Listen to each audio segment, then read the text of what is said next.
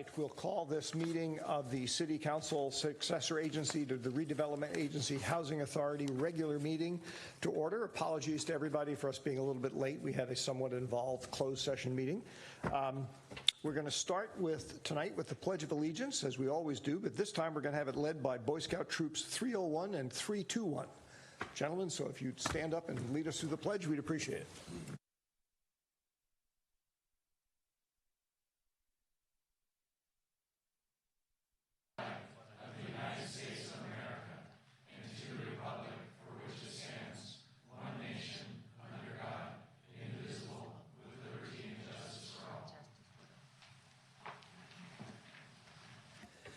Thank you. Next item is changes to the order of the agenda. That's going to be a little bit more involved tonight than we normally do, just because we have several items of significant community interest, and I kind of want to see, to the extent we can, to honor people's time and perhaps move some things around.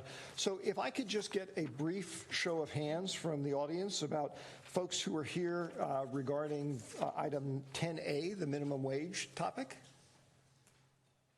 Okay, thank you. And I'm not going to go through every item because I'm going to presume I know the answer for some of these. And then how about item 12A, the community foundation item? Okay, thank you. And lastly, the consideration of adopting an urgency ordinance regarding just cause eviction and rental rate limits. That seems to be somewhat the most popular one. I think what I'm going to do then is, because Laura, I know you need to step out for the foundation one, so I want to leave that one towards the end so you don't have to come back. Let's see, Jeff, where is the foundation one? Oh, that's 12A, right. All right, well, we will move the urgency ordinance for just cause eviction. Jeff, do you see a problem, or Greg, do you see a problem? Does anybody see a problem if I move that to item, sort of immediately after item 10, after the study session about minimum wage? No problem with moving it there. Jeff? No problem. Anybody in the dais have a problem with that? All right, so we will move that one up. So 13 is going to become sort of 10, well, it's not a study session, but right after 10A. All right, thank you for bearing with me on that. Again, I'm just trying to honor people's time and stuff. So we will go back and go through the ordinary sequence of the agenda. Tonight, we're also going to start off by having some proclamations to a number of people who have just earned their Eagle Scout certification, or a badge or level. And so I'm going to go down in the well, and we're going to do that.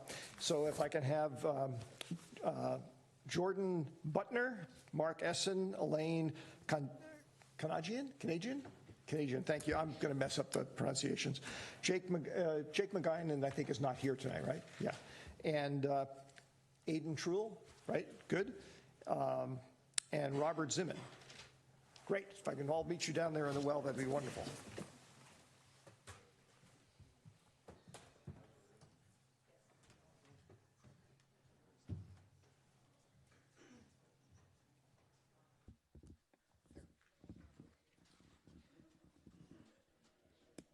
That's okay. I didn't adequately explain what we're doing here. What I am going to do, I think, is first call you all up one after another to give you the proclamations. Rather than having me read a little bit about the great things you've done, I'd like to give each of you time to walk us through the great things you've done, because I think that's actually far more important than me trying to summarize it. So let's do this first part, though. So, Jordan? Yes. Sorry. So I can't even remember your name for 30 seconds. Shame on me. Here you go, sir. Congratulations. Thank you.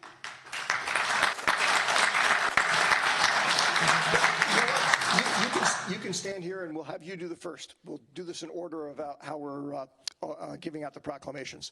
So, Mark Essen. Thank you, sir. Elaine Canadian. Did I get it right?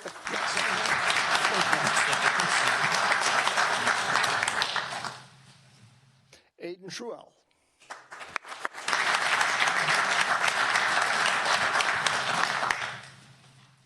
Robert Zimmern.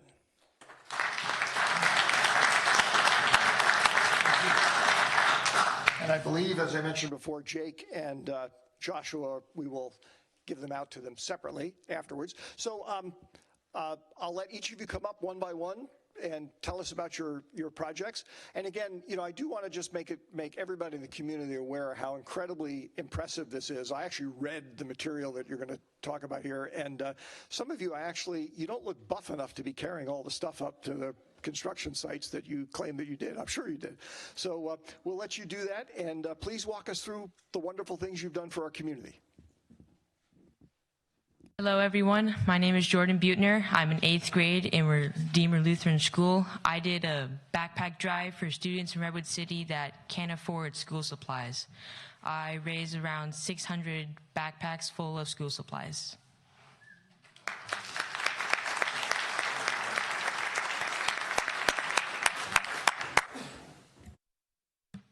Hi, I'm Mark Essen. I'm a senior at Carlmont High School, and I built percussion storage boards at Terraland Middle School to enhance their band program and storage systems.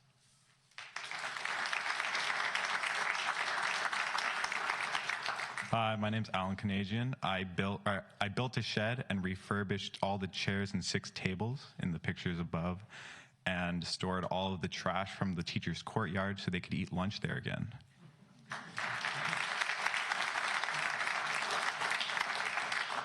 Hi, everyone. I'm Aiden Truel. I'm a senior at Carlmont High School and Eagle Scout from Troop 321. And for my project, I built these owl houses, which are those luxury owl condos that you can see on the screen. I installed one of them at Heather Park and one of them at Big Canyon Park.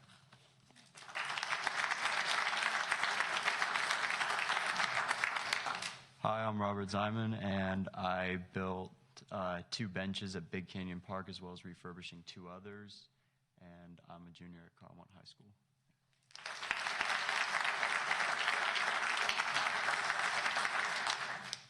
Not to take anything away from anybody, but Robert, I'm looking at the pictures.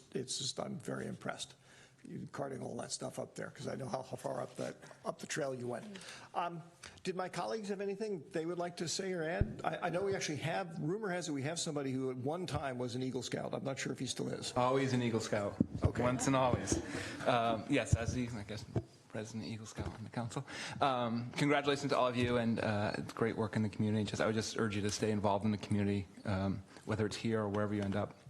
After school and other places, but congratulations and keep up the good work. I think we'd all second that.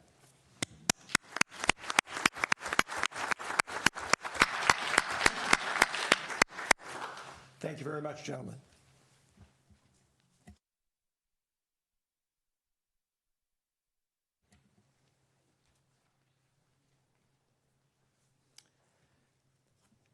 The other proclamation we have this evening is to designate December 3rd, 2019 as Giving Tuesday.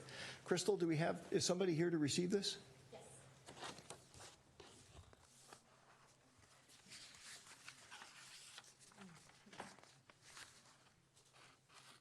Ah.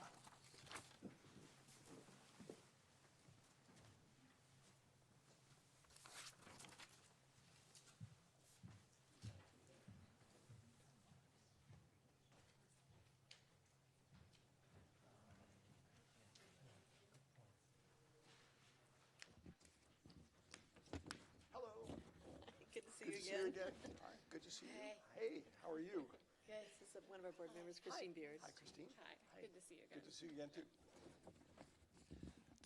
The see again part was because several of us met at a really wonderful fundraiser and honoring for the city of San Carlos not too long ago for a donation that the city had made to One Step Beyond. Which Disability Services Organization originally started in Arizona and now has been expanding into California. I have to say that I think the idea of designating a particular day as Giving Tuesday, I know that's a national thing that's going on, but recognizing it in San Carlos is really important because this is an incredibly philanthropic community. Rumor has it that the Ed Foundation raised like $3 million last year for schools. That's all philanthropic giving. And that's just a small part of what I know the residents of San Carlos and the businesses actually give to various philanthropic causes. So when I heard that you had suggested we do this, I thought this was a great idea. Sort of sorry we didn't think of doing it ourselves earlier. So, we'll recognize your role in doing that by giving you this proclamation and about declaring December 3rd, 2019 as Giving Tuesday. I'll also tell you that this is unique because this is the first proclamation I can remember in San Carlos that has a hashtag on it. Hashtag Giving Tuesday. So as Crystal reminded me after I pointed that out, she said, yes, we're finally moving into the 21st century. So that's good. So would you like to say a few words? Well, please do. Here you go, Madison. Okay. All right, awesome. Hi, my name is Madison Blanton. I'm the executive director for OneStepBeyond.org here, and we actually operate within the city of San Carlos, and we're so excited to be accepting this proclamation on behalf of all nonprofit organizations that are operating within San Carlos, One Step Beyond being one of them. And when I think of the city of San Carlos, it's the city of good living, and good living to me means a good quality of life, and that's what nonprofit organizations are doing for our residents here in San Carlos. We're improving the quality of lives, not just for people with disabilities, like my friend Dylan right here, but for youth at risk and other vulnerable populations. So thank you to the city. Yeah.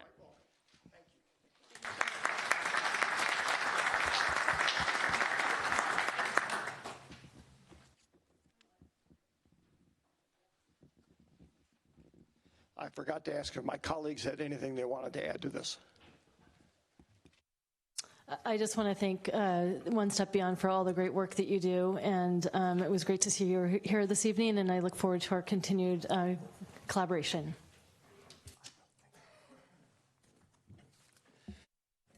All right, and the Vice Mayor has kindly and gently reminded me that I skipped an item on the agenda. Fortunately, it's one that I think I know the answer to, which is, Greg, can we have a report from closed session? There's no reportable action from the closed session we had earlier this evening. Which I'd like to claim is the reason why I didn't remember to ask that, but that would be incorrect. Thank you, Ron. That brings us to item 5, presentations. Oh, sorry, we just did that. To item 6, public comment. This is a section of the agenda for people wishing to address the council on topics that are not otherwise listed on the agenda. In other words, if you're here for another topic, we will provide time in each one of the topics for people to address the council at this time. This is for items that are not on the agenda. I do have, I believe, several speaker cards. Let's see. So our rule is, as many of you probably know, is we give each speaker 2 minutes. There are timers and lights on the lectern, so you can keep track of that. So first up is, I'm going to mispronounce last names, Andy Vox. Well, you know what they used to say about clocks? Even broken clocks are right twice a day. Hi. I live in the San Carlos Hills, and I just wanted to make everyone aware that we continue to experience ongoing public safety issues that all of us are concerned about. In July, over 100 concerned residents got together at a meeting to surface these. We invited our police chief and fire chief. They were kind enough to come. They made presentations, they answered our questions, they gave us helpful advice, but still issues remain, specifically regarding wildfire prevention, law enforcement issues, both related to wildfire and prevention, meaning stopping kids from smoking in the parks and throwing their cigarettes into the dried brush, and other law enforcement issues such as reckless driving on what we call the Crestview Speedway. Now we have additional safety issues that we've experienced stemming from the recent power outage where distributed internet didn't work and communication and security systems, therefore, that were tied to the internet didn't work. And I understand this may be a subject for tomorrow night so I won't say anything more about it. So I just want to put this on your radar screen as we come to you to ask for help going forward to address some of these issues. Some immediate issues, for example, there are still areas that are overgrown with fuel that were scheduled for clean out that I don't think have been cleaned out, at least not according to pictures I took from my backyard. And we'd like to know who to work with. Thank you. Thank you. That's the only speaker card I had for an item not on the agenda. Thank you, Andy.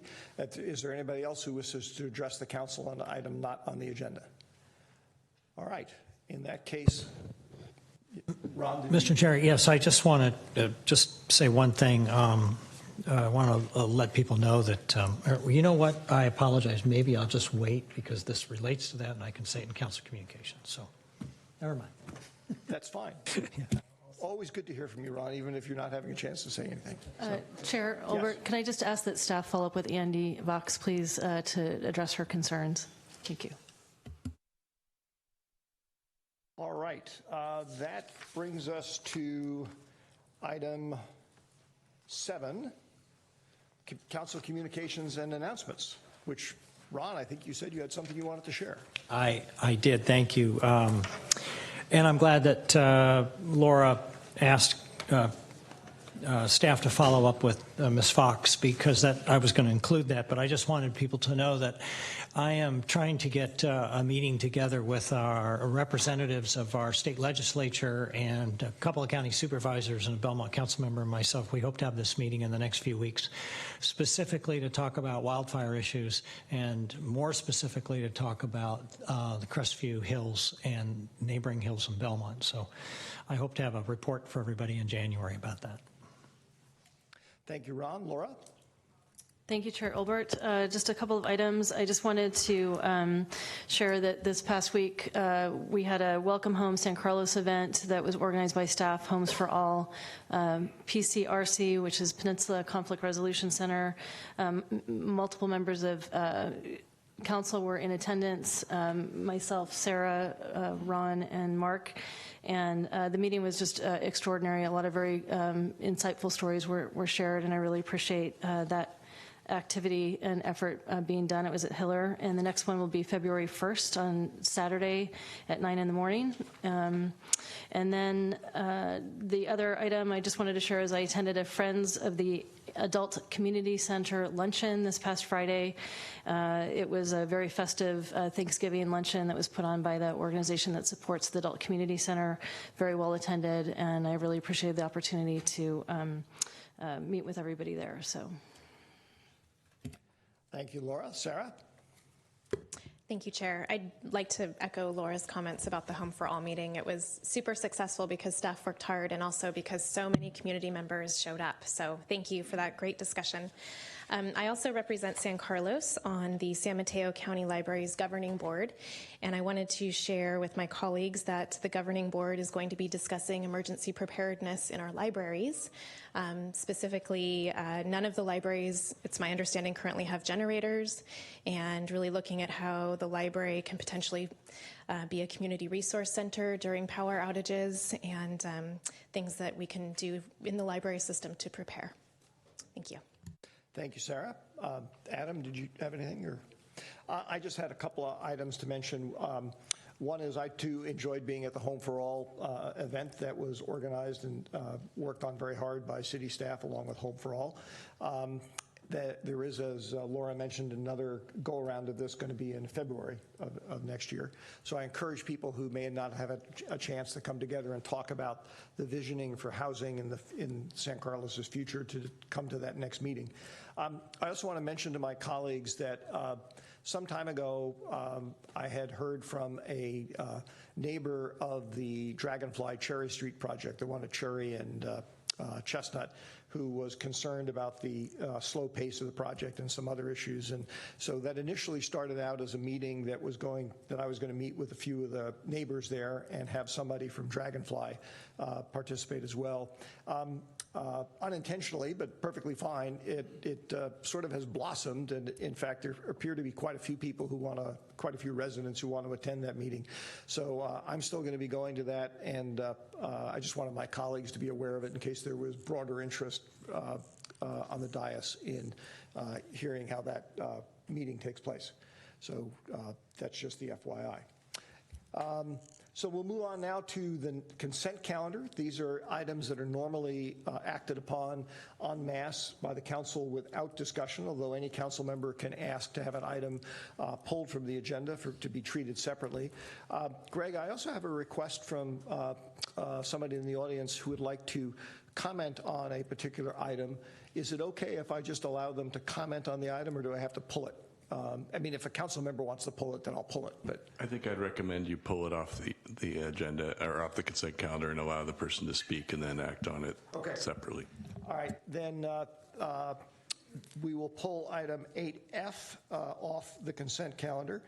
Is there any other item that one of my colleagues would like to pull off the consent calendar for separate treatment? All right, seeing none, I will entertain a motion for enacting the consent calendar. I move to approve City Council consent calendar items A through E and G. Second. Motion and a second. Crystal, would you please call the roll? Councilmember Collins? Yes. Councilmember McDowell? Yes. Councilmember Palmer-Lohan? Yes. Councilmember Rack? Yes. And Councilmember Olbert? Yes. All right. Unless anybody has an objection, I think since I believe it'll be relatively straightforward, we will take item 8F next in order. The item was requested to be pulled by Ken Castle. So Ken, I have a speaker card here from you if you'd like to come up and address the council on item 8F, which is adopting a resolution authorizing the city manager to execute a professional services agreement with Placeworks, Inc., to develop a climate mitigation and adaptation plan in the not-to-exceed amount of $225,000. Ken. Thank you, Mr. Mayor, City Council members. I think this is an interesting timing that this is up for approval, that you're looking at delving deeper into climate issues. The ones that are right in front of us have to do with winds, wildfires, power shutdowns. Really, when I read the RFP that was issued by the city, it was pretty open-ended. There weren't any specific deliverables. I would suggest that the council have some very specific deliverables on the issues that confront us and not have long-winded discussions about meeting certain emission standards or rising seas or anything of that sort. If we're going to spend $225,000, let's do it on something that will provide some results. Also, this particular consultancy has experience in advising cities on transportation issues, on wildfire mitigation, safety planning issues. I would suggest you let them come and work with the Transportation Circulation Commission, which the city manager indicated earlier. He has no resources to support them with any kind of consulting when they want to delve into their number one issue, which is hillside evacuation and safety. So why not utilize this funding and this particular project to engage on that issue? And then it satisfies a lot of areas, and we have something that doesn't just gather cobwebs, something that's not just a cut and paste report that sits on the shelf, but delivers a specific plan. You also need to comply with SB 379 by 2022 to deliver a wildfire safety plan. This is required for all cities that have a very high fire hazard area. Why not get him started on that as well? And they've done this for other cities like Laguna Beach. So that's why I felt that this should be pulled off the calendar, the consent calendar, and discussed among the council. And I would certainly hope that you would chime in with giving some very specific direction on deliverables that relate to the issues that are right at our doorstep now. Thank you. Thank you, Ken. Is there anybody else who would like to address the council on this item? Seeing none, I will entertain a motion first to see if there's action contemplated by the council, and we can discuss it afterwards if people wish. Is there a motion?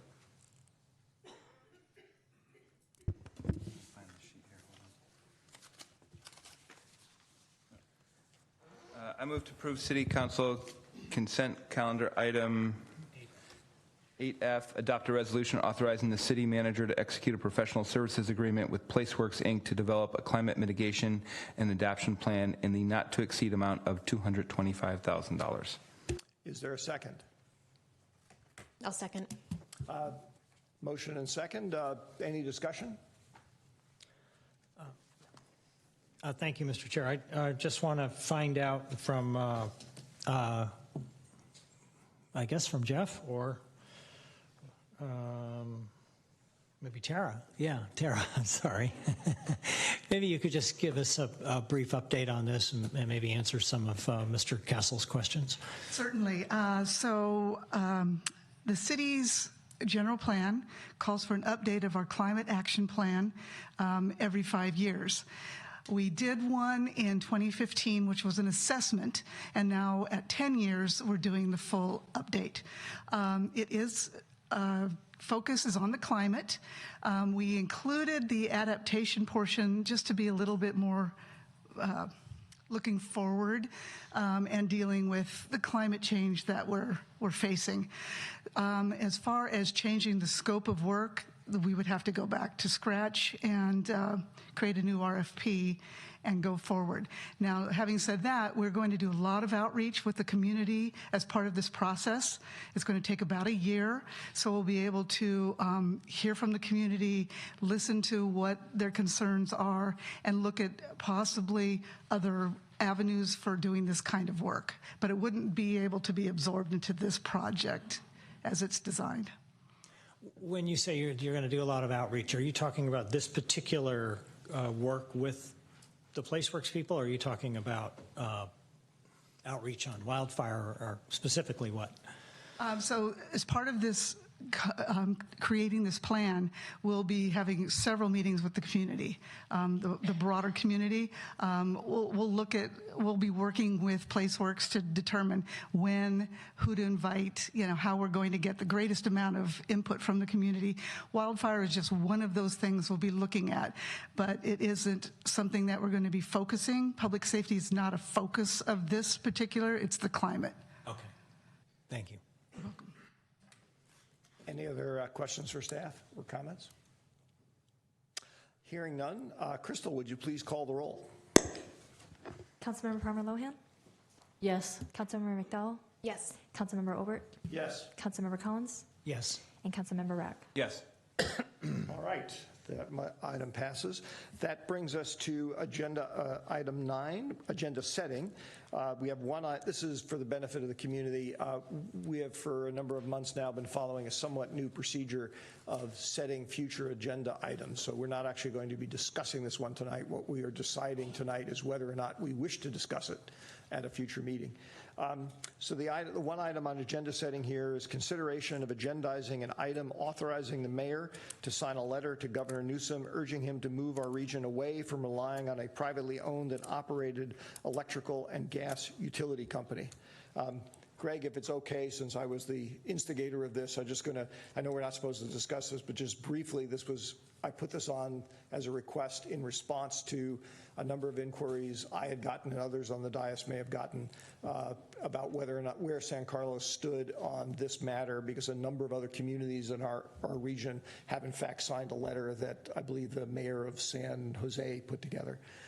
Whether we simply include our signature on that or we send our own letter, that's up to the council if they want to do this, but that's what this item is. So the question is, do people want to take this up? I'm fine with having this on the agenda for the next meeting or future meeting. I agree. I think it's very contemporary and important to us to figure this out, so be happy to discuss it. Okay. Yes. All right, that makes 5 of us. Do we, just to give a little guidance to staff, do we want to perhaps just ask staff to draft something and bring it back? Can we, that's usually the way we would do it. Yeah, rather than have an item to discuss what we want them to do. I'd love to get, and maybe we'll get more information on this tomorrow, but a little more background on kind of what this would mean too, because I get the idea of signing the letter and having the governor maybe look into this, but even if we can get a little more background on what the impact would be and what it would look like, what it would mean if something were to change. I think it probably will get discussed tomorrow, and that can help inform staff when they do that. All right, so that'll come back at a future meeting. That brings us to item 10A, a study session, discuss and provide direction on setting a minimum wage in San Carlos. Good evening, Tara and Nicole. Tara, your name wasn't listed here, so I didn't know you were coming up. Oh, but I wanted to introduce Nicole and just give you a little warning. She has a migraine, so if you'll be gentle with her, I'd really appreciate it. But she is here to give you the presentation, and together we'll answer whatever questions we can. If that's not a leading introduction, I don't know what one is. Good evening, Nicole. Good evening. So as Tara said, I'm Nicole Scott, Senior Management Analyst in the City Manager's Office, and tonight I'm here to provide information about local minimum wage. So I'm going to start with an overview of the state law that currently applies to San Carlos. And then I'll touch on local minimum wage ordinances in the county and potential impacts on workers and businesses and city operations.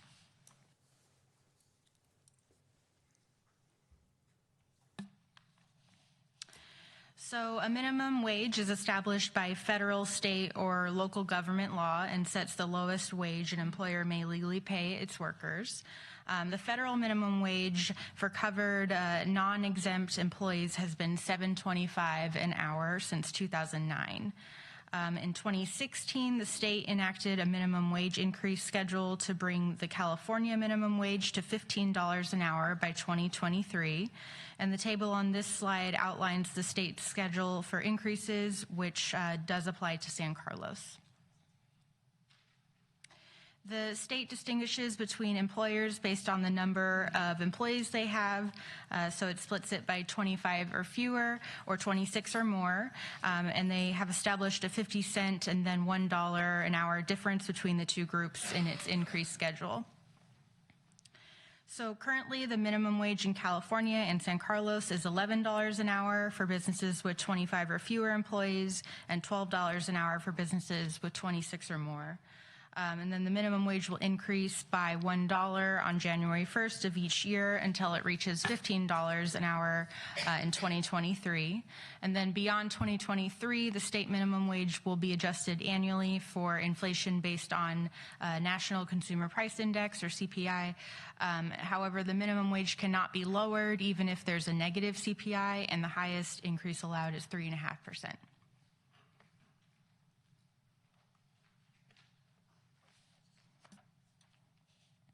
So in San Mateo County, 6 cities have enacted a local ordinance that brings local minimum wage to $15 an hour sooner than the state has planned: Belmont, Daly City, Menlo Park, Redwood City, San Mateo, and South San Francisco. And then 3 more cities will be considering an ordinance in the next year: Brisbane, Foster City, and Half Moon Bay. So each city that has passed a local ordinance has taken a slightly different approach in applying the wage increases. Each ordinance, they are alike in that they move the effective date up sooner than the state has scheduled, and then they continued beyond the state's minimum wage indefinitely by using CPI to calculate annual increases beyond $15 an hour. A simplified summary of each ordinance's effective date, their wage increase schedule, and lifespan is included in attachment 1 of the packet.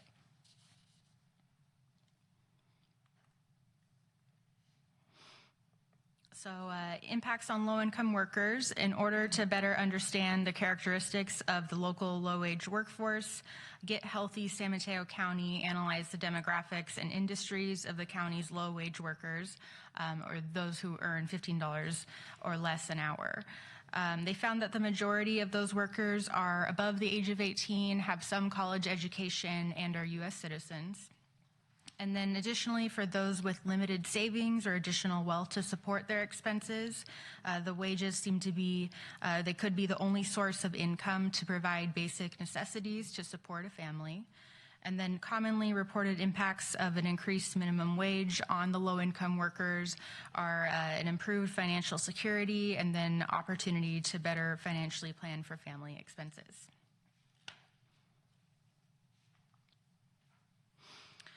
So attachment 3 in tonight's agenda packet references a 2017 study from the California Budget and Policy Center that discusses the cost of living in California.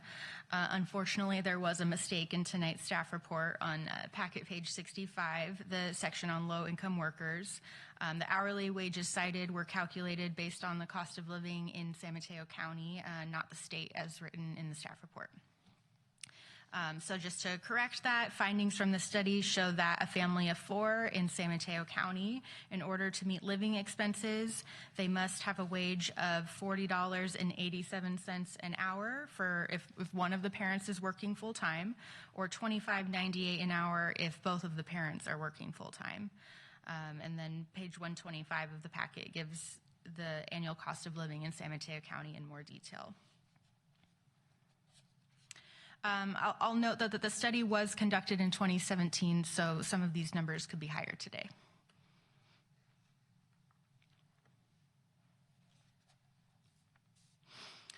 So impacts on business owners. Increasing minimum wage may have an economic effect on businesses depending on the industry type, how the wage adjustments impact their operating costs, and how the businesses compensate for these impacts.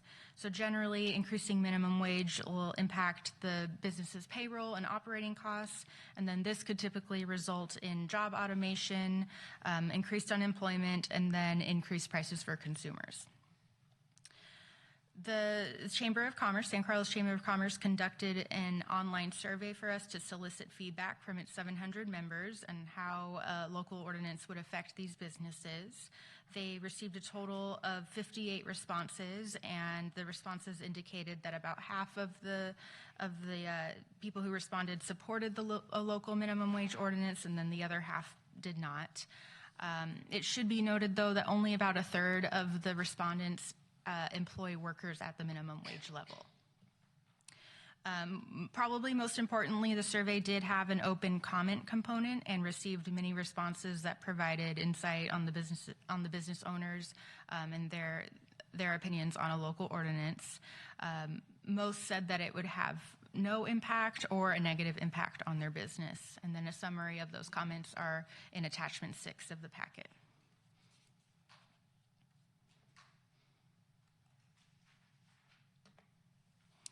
So a local minimum wage ordinance would have a few different fiscal impacts on the city.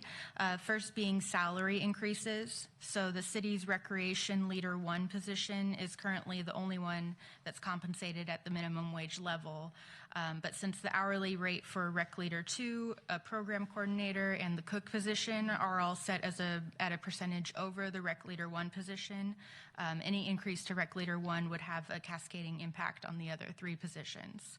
So the cost to the city to increase the Rec Leader 1 position from the current wage at $12 an hour to $15, and then the 25% increase to the other 3 positions would be an estimated $155,000 increase to the city annually. Other costs to the city would be related to noticing and enforcement. So if a local minimum wage ordinance is implemented, the city would need to create an implementation plan to notify all businesses and then have multiple rounds of public education and outreach to inform the community of the new requirements. And then following years would require annual mailings. And we estimate that that would probably cost around $10,000 annually. The other component is enforcement. So there are a number of jurisdictions in the Bay Area, including Redwood City and San Mateo, that they participate in a contract with the City of San Jose for enforcement services. Their joint contract appoints a compliance specialist to oversee the enforcement of all the different local ordinances. And there is an opportunity for San Carlos to join in on this contract in the next fiscal year. And that's at an estimated cost of $15,000 annually. The other jurisdictions, they provide enforcement in-house through their city attorney and city manager's office. In both cases, enforcement is complaint-based and just follows the typical code violation procedures. And then to date, when talking to the other cities, there have been pretty minimal reported violations. So if the city were to follow the local minimum wage ordinances like the others in the county, and to include an annual CPI increase that exceeds the state's indefinitely, it's assumed that all of these costs would be ongoing.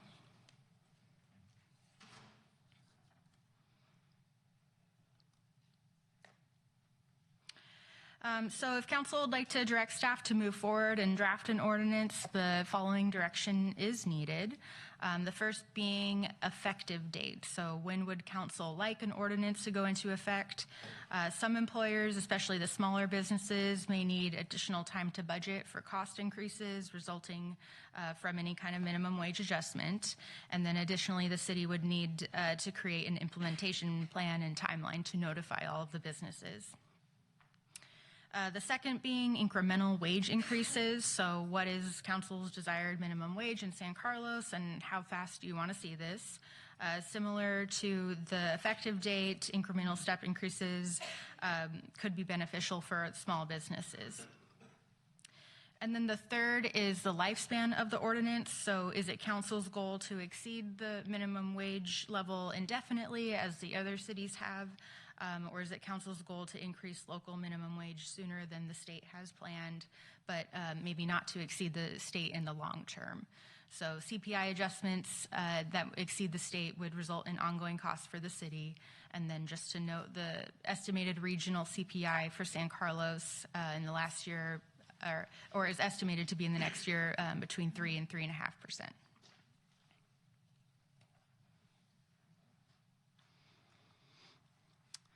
All right, with that, I'm ready for your questions. Thank you, Nicole. We're actually going to do, if you can have a seat and rest for a minute, we're going to do a public comment and then turn back to the dais for questions. So I have 2 speaker cards for people who would like to address the council on this. Again, we allocate 2 minutes for those, and there's timers and lights on the podium. So first up is Brian Perkins.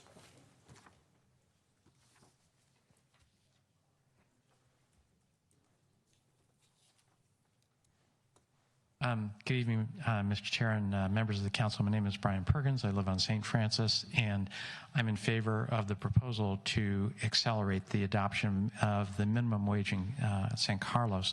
We have an extraordinary cost of living. We're all aware of that, and I recognize that at times some people consider that to be that the minimum wage itself might be a burden, but the fact is that it costs an extraordinary amount of money to live here. And what I see is that people are adapting to that by doing some really bad things. They're doubling and tripling the number of people in a household from what it otherwise should be. Children go without being able to do their homework because they can't do it in a crowded living environment. And the list of bad things going on just keeps rolling on every time you turn around. So I would hope that this council would decide upon a humane choice. I recognize that there are those that oppose it because they feel that jobs are going to be lost.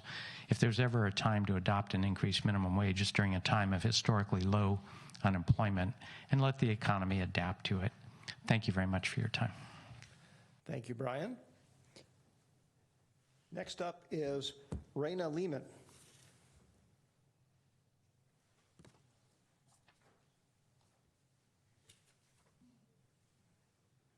Good evening, Mayor, honorable council members, staff. I'm Raina Lehman. I'm here representing the San Mateo County Central Labor Council, our 110 affiliates, 75,000 union members. We urge you and will support you in implementing a citywide minimum wage ordinance, raising the minimum wage for all who work in and for San Carlos to $15 an hour by July 1st, 2020, with annual CPI increases beginning January 2021. San Carlos is literally landlocked. You're a city surrounded on all sides by cities that have already raised the minimum wage to $15 an hour or higher. It is a city of good living for most, but not all. Highly skilled, highly affluent workforce, median household income in excess of $150,000 a year, low unemployment rate. Most people are working and succeeding, but not everyone is earning enough. 16% of all households in San Carlos earn under $50,000 a year. 35% of the single moms with young kids here are under the federal poverty level. 25% or so of the San Carlos workforce is concentrated in lower income industries. You have a really great, ambitious economic development plan, but there is not a plan included in there to invest in the workforce. $15 an hour, $31,200 before taxes, not even enough to pay an average rent here in San Carlos. It would take 4 jobs, $15 an hour jobs, to be self-sufficient every day. Brian said it very well. People are struggling and hurting. Our food bank here in San Carlos says 1 out of 4 people face food insecurity every day here. We know from experience that most businesses, large and small, including retail, restaurants, nonprofits, already pay at least $15 an hour to attract and retain workers and be competitive. In-N-Out Burger in San Carlos is at $16.50. Healthy businesses adapt, hopefully. Healthy consumers adapt. Recently published information indicates only a very, very small percentage of all active San Carlos businesses are worried about increasing the minimum wage. $15 is not enough, but it's a great start. Thank you so much for considering the ordinance. Thank you, Raina. I have another card from a Fred Wood. Fred, if you'd like to come forward.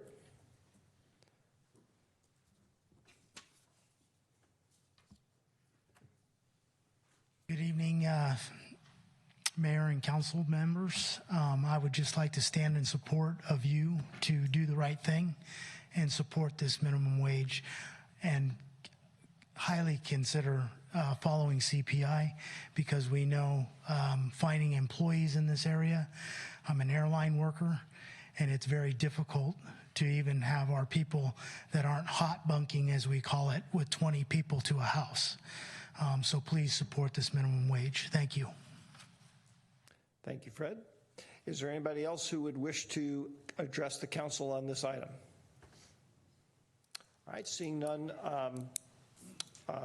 we'll turn it back to the dais for questions of staff, discussion, what have you. Laura. Thank you, Chair Olbert. So with respect to the Chamber of Commerce survey, I'm not sure who would be the one to answer the question on this. Thank you, Tara. So there were several business owners who had mentioned that they are not in support of raising the minimum wage, but at the same time, they pay above minimum wage. And they said that if we were to raise the minimum wage, it would have an adverse impact on their business. Do you have any insight into kind of what that dynamic is? Because it left me a little bit confused. Yeah, we only had access to the same answers that you did. We weren't able to go back and reach out to any of these because it was kept anonymous. So we did no follow-up on these. So some of the questions that you have in mind, we do as well. Sarah. Thank you, Chair. 2 questions. One is on the enforcement costs. So Nicole was talking about how if we were to contract out, it could be potentially $15,000. If we were to keep it in-house with minimal violations, do you have a figure of how much that might cost? Is it roughly the same, or? No, it would be less than that. It's just a matter of, staff time and available time and what might have to get pushed off. That would be the cost. Right. Okay. And my second question, the implementation timeline. Do you have kind of a general sense of, would it be like 6 months that staff would need to be ready to roll it out? I know that there's a big public information campaign that would need to happen. What's kind of your ideal timeline? Really, it's up to council. We always think it's best to reach out to the community and let them know what's happening. There's a lot of community members that don't even know this is happening now. Only the chamber members were notified directly. Otherwise, other businesses do not know. So we would want to undertake some outreach and let them know about this.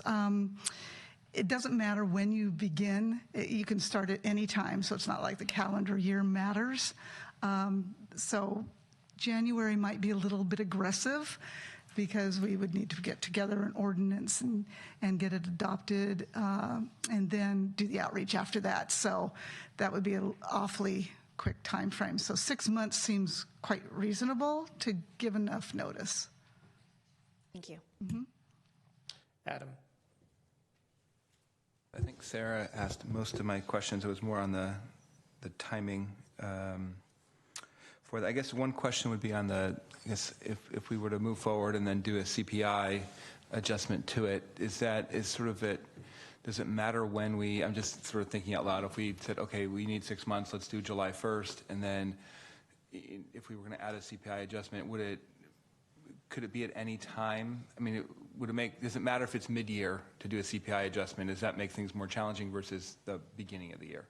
No, you can, as council, you can decide whatever you would like to. It could make sense to start it in the middle of the year and then do the CPI in January like most places do. And you could do it as early as January 2021. Okay, thank you. Ron. Thank you, Mr. Chair. Just a couple questions, Tara. Can you go back to that slide that showed the chamber survey?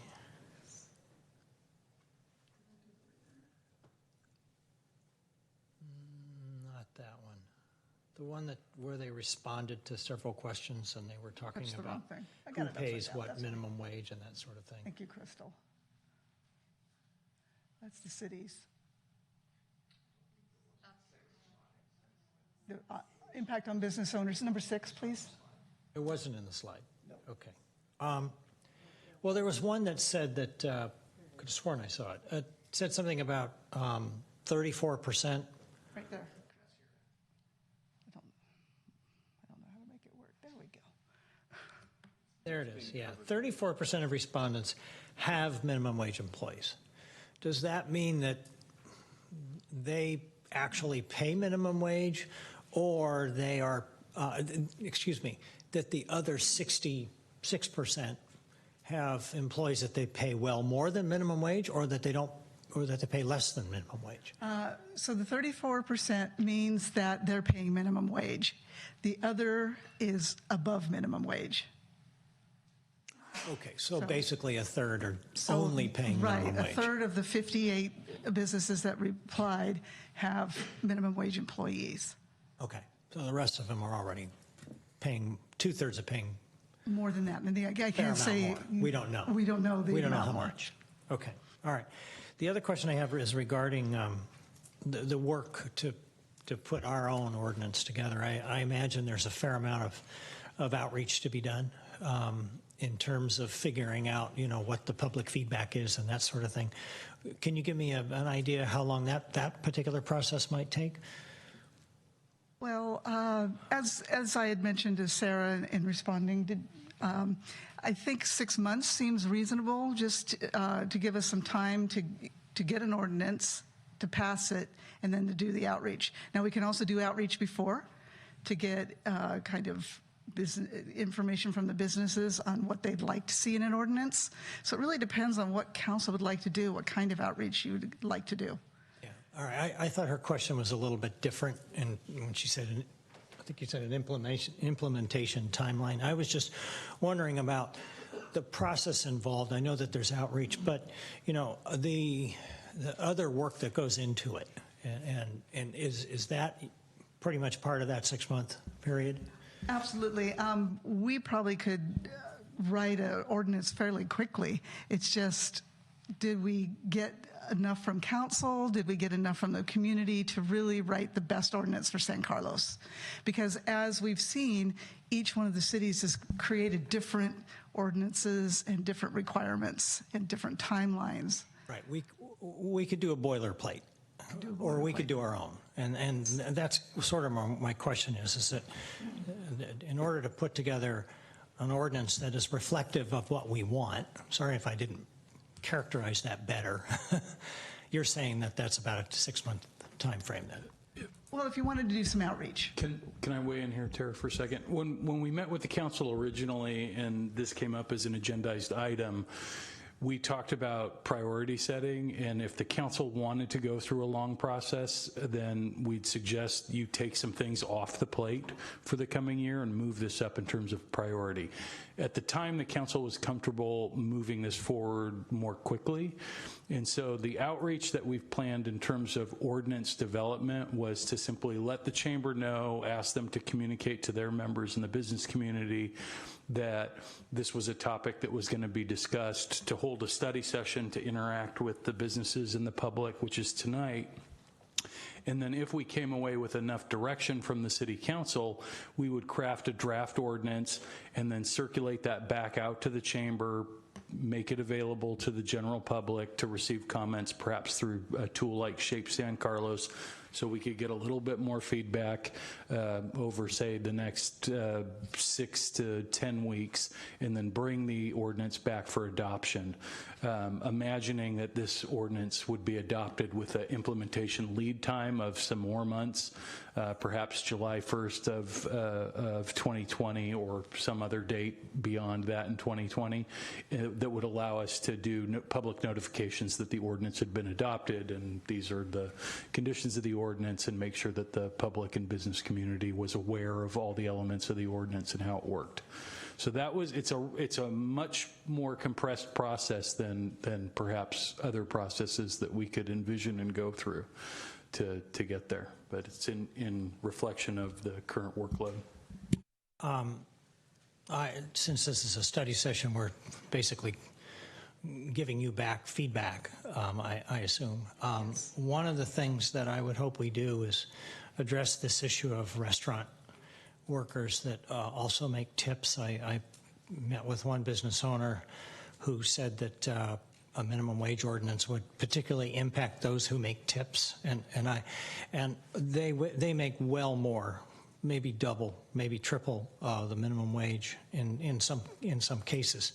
So I would like to know, what the impact of that would be on that particular subsector of workers, because that seemed to be a particular sticking point among restaurant owners. And if there's something I don't know that people want to weigh in on, great, but that's an issue that I know has come up.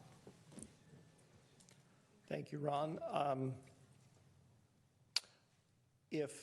We have some more questions here. If you get from Laura and Adam, before I turn it over to you, if you don't mind, I'm going to ask some questions of my own, because I think everybody else has had a chance to at least ask some. So that's right. Okay.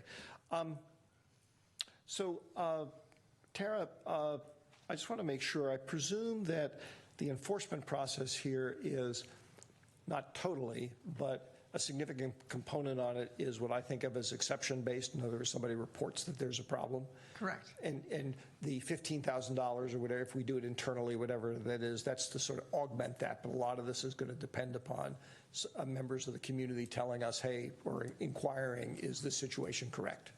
Yes. Okay. Given that, one piece of feedback I have is I think it's important that as we roll this thing out, that we actually make sure we're communicating with the employees somehow, not necessarily through mass mailings, but I'll leave it up to staff to figure out how to do it. But we need to make sure that the folks who are going to be on the front lines of whatever we decide to do actually are aware that if they think there's a problem, they should get in touch with the city. So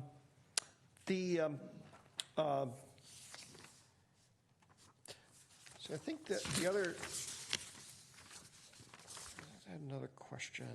Okay, that one got answered.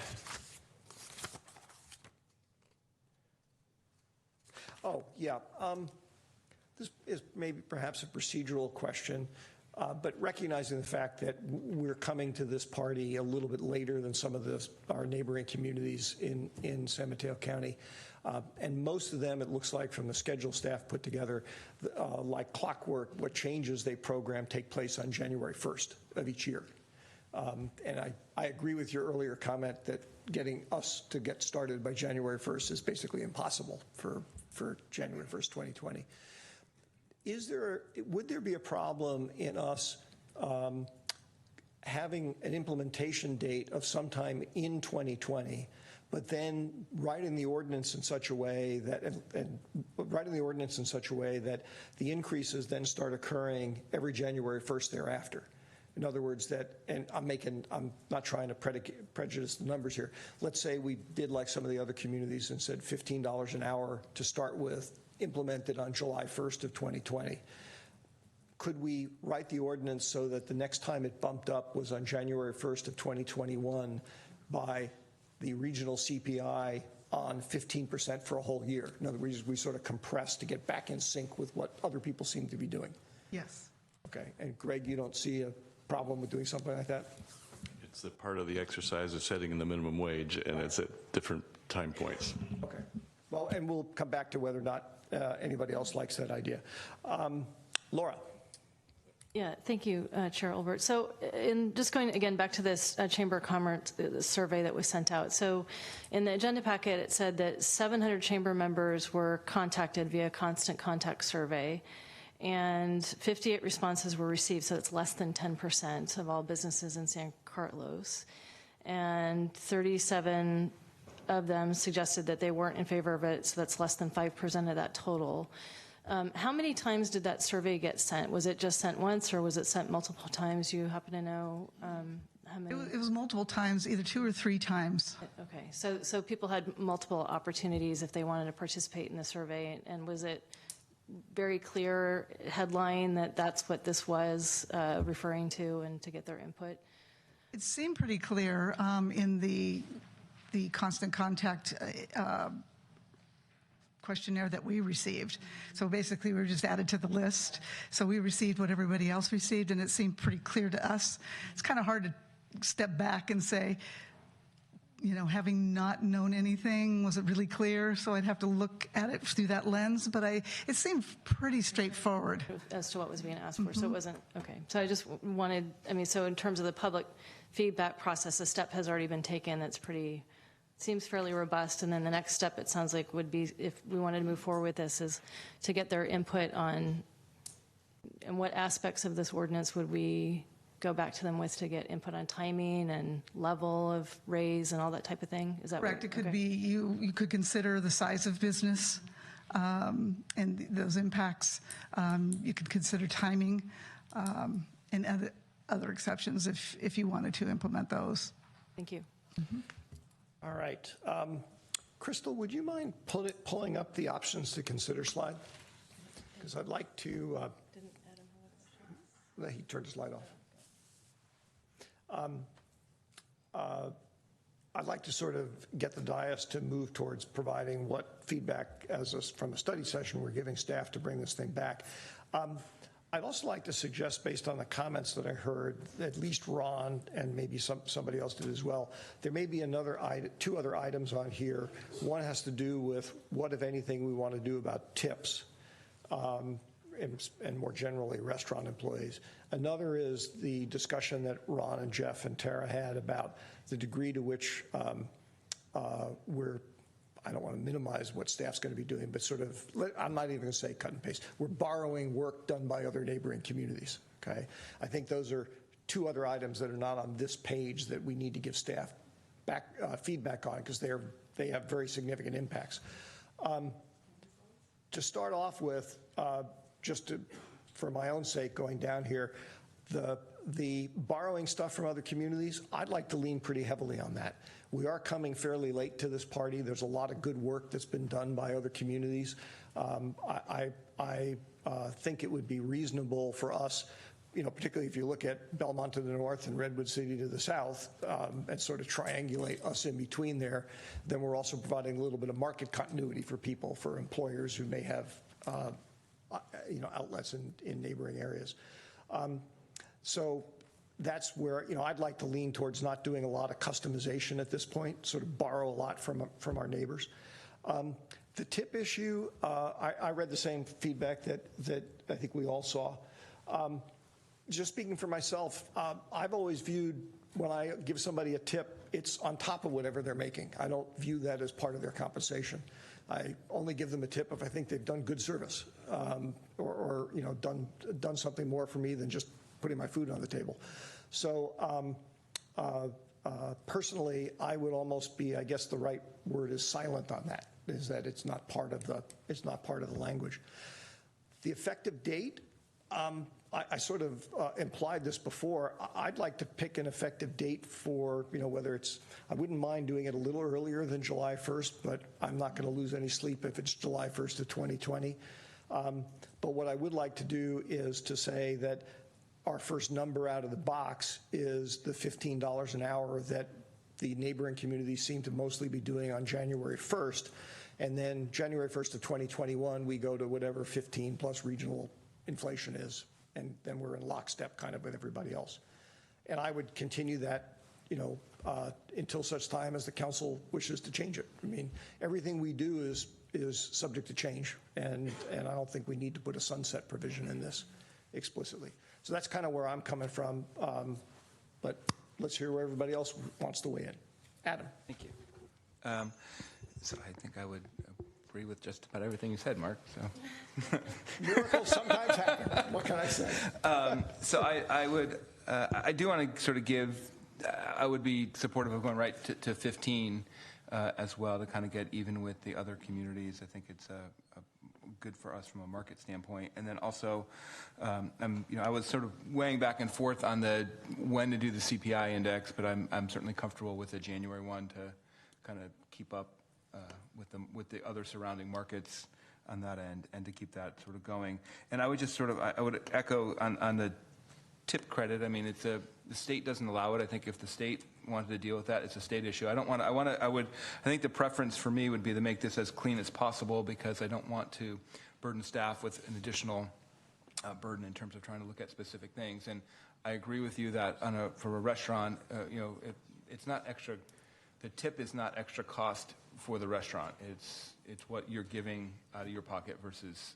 So it would be just increasing the wage to minimum wage and if the servers does a great job and they get a tip credit, then tip for them, that's great. If I'm going to do this with each person, and by the way, people can feel free to add other items to this list if they want to tee them up for discussion. I'm not trying to constrain the discussion.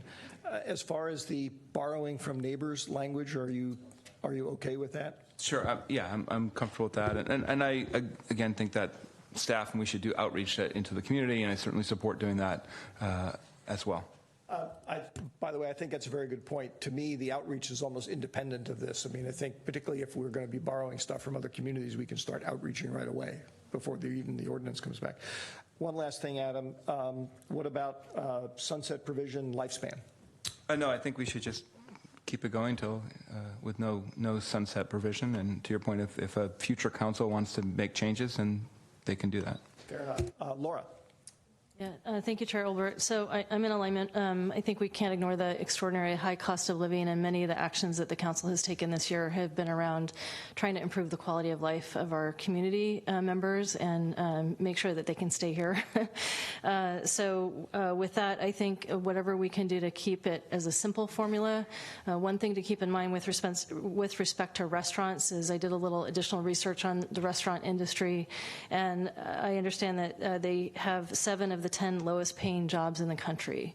So if we think about the economics of that particular industry, for the most part, those are often very low wage jobs.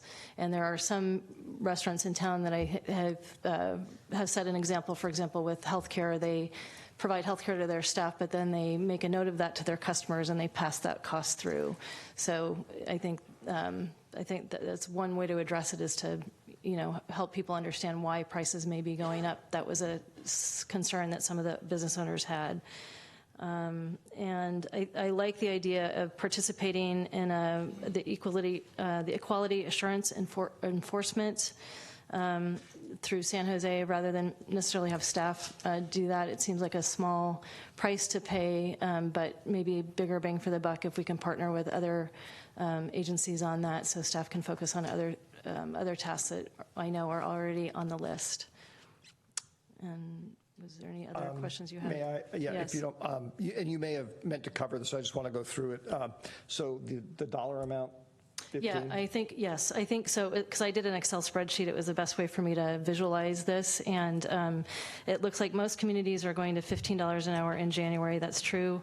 And then moving to the prior year plus regional CPI not to exceed 3.5%. And I'm wondering if we want to put in the not to exceed 3.5%. I'm not sure if you'd mentioned that or not, but I think that might be a nice cap to provide business owners with a little bit of certainty in perpetuity. I don't have a problem with that, Adam, just because you've already spoken. Oh, no, I think that's fine. I think that's where the state cap eventually comes in at 3.5%. So being consistent works for me. So, Laura, startup date? I think from everything I'm hearing Tara say is that if we did a mid-year, July 1st rollout of this, I think that sounds reasonable to me. And thank you. Just two last questions. And again, I'm just trying to keep track of everybody's stuff, and I appreciate you mentioning about the CPI thing, because I forgot that. So are you okay or wish to do something different about borrowing from neighbors in terms of language? Yes, I think, yes. I don't think we need to reinvent the wheel, right? Lots of conversations have been had already along the peninsula, so. Always steal from the best. And then in terms of lifespan? Yeah, I think in perpetuity, yeah. Got it. All right, Sarah. Thank you. I'm going to echo pretty much everything that was said. So I'm okay with starting in July. I'm definitely okay with taking language and model ordinances or best practices from other cities. I do think in this practice, in this exercise, it's important to kind of level the playing field in the county. And I think the more that we can do that and kind of get on board, as Mark alluded to, with other cities that have gone through this already, it's good for businesses and it's good for employees. So I'm good with kicking it off in July and then bumping up the number in January. I would prefer not to include or exclude employees who make tips. I was a server in college. That's how I paid my tuition at UC Davis. And I will share that I had to, when I earned tips, I had to tip out the busboys and the hostesses and the line cooks. So even though I was making cash tips, I had to distribute that equally among my colleagues because it took everyone, kind of like council, it takes everyone to do a good job. So, so I'd like to not make special provisions for people who are tipped. I agree with Laura that I'm interested in joining forces with San Jose for enforcement so that we're not overburdening staff. And I do think that we do need a robust public information campaign, both for employers and employees, so that everybody knows what their expectations are and what their rights are.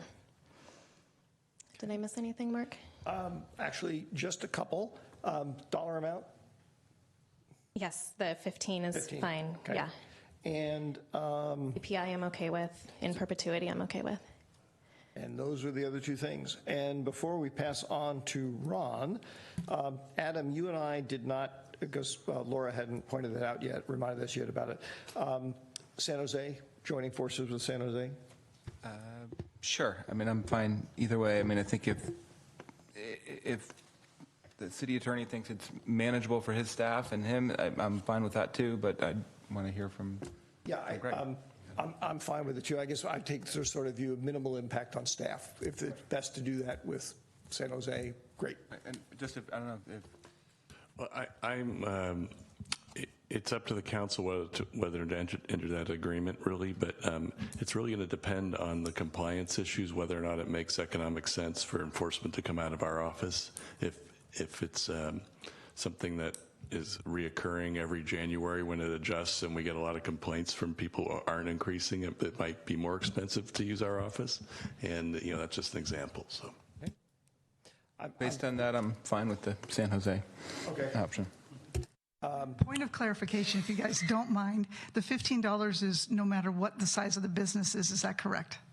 That's correct. I haven't heard anybody bring that up, at least yet. We have yet to hear from Ron. Ron. Thank you, Mark. But I do, that's my first question. The other cities, what is I know there's a break point on the size of the business, and it's how many employees? It's less than 25? 25 or less. 25 or less. There's no requirement. That's just for the state. That's a state requirement. Mm-hmm. All right. And is there any commonality, general agreement among the other cities that have passed this ordinance as to whether or not smaller businesses are exempted?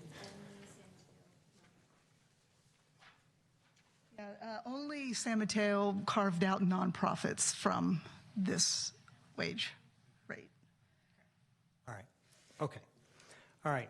Now, I think it's not a bad idea to borrow some language out of the other contracts. I'm going to just take these in random order. Whatever order you want. All right. It's fine. I just want to make sure it's unique and reflective of what the people that we work for and work with want. So I just don't want wholesale borrowing, but I do want to make sure that it's appropriate. Sunset provision, I think tying it to the CPI sort of takes care of that. I don't think it ought to be, whatever we come up with shouldn't be any more or less attractive than any other cities. I don't want to be a deterrent for businesses hiring people or something that's going to drive or make it more attractive and make it a magnet. A 7/1 start date is fine with me. Regarding the tip issue, though, I would like some discussion with the restaurant owners as to exactly how we might deal with that. They may have some suggestions. My experience has been that, or at least what I remember, was that when you raise the minimum wage for waiters or wait staff, obviously you're raising their taxes, you're raising the business taxes. It may not impact the tip, but there's a broader impact on the business owner itself. I could be wrong about that, but just doing as a business owner myself, anytime you raise wages, you basically add about 28% carrying cost to whatever you're paying the individual. So I would just like some input on that. By the way, Sarah, I was also a waiter, and I never had to give my tips to anybody. So, of course, that was ancient times, so it's different now, I know. Let's see, what did I miss, Mark, so far? The San Jose thing, the enforcement, joining forces with or not, or? Yeah, as long as it's workable. Okay, and the amount? Well, I think when I was just looking at it, just about everybody else has gone to $15 on January 1st anyway, so yeah, I don't have an issue with that. All right.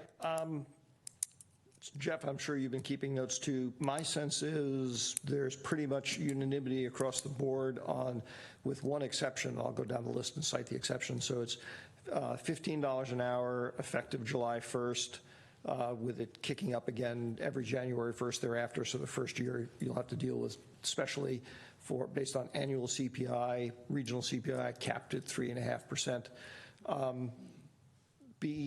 Be creative in borrowing language from neighboring communities.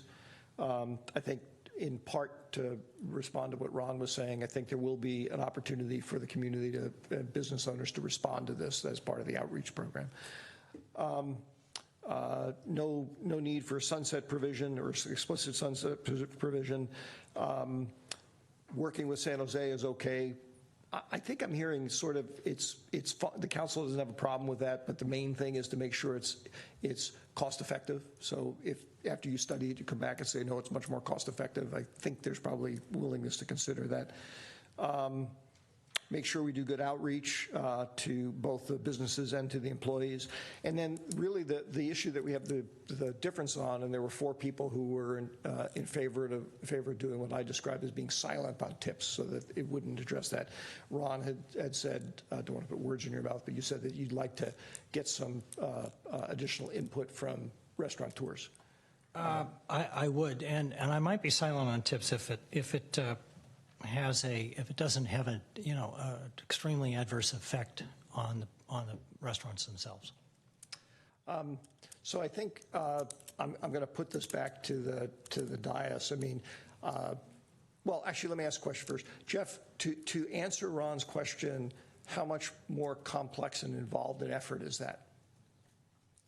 And I'm looking at you, and maybe I should look at Tara. Well, that might actually be a better question for the Chamber of Commerce, who would likely be reaching out to ask to reach out to their members. My guess is it just becomes another question on a survey, like the survey they put out, just trying to get some more feedback from restaurants, if that's something the council wants us to attempt to do. There's no guarantee based on, this is a volunteer survey, that we'd get any feedback, but we could make the attempt.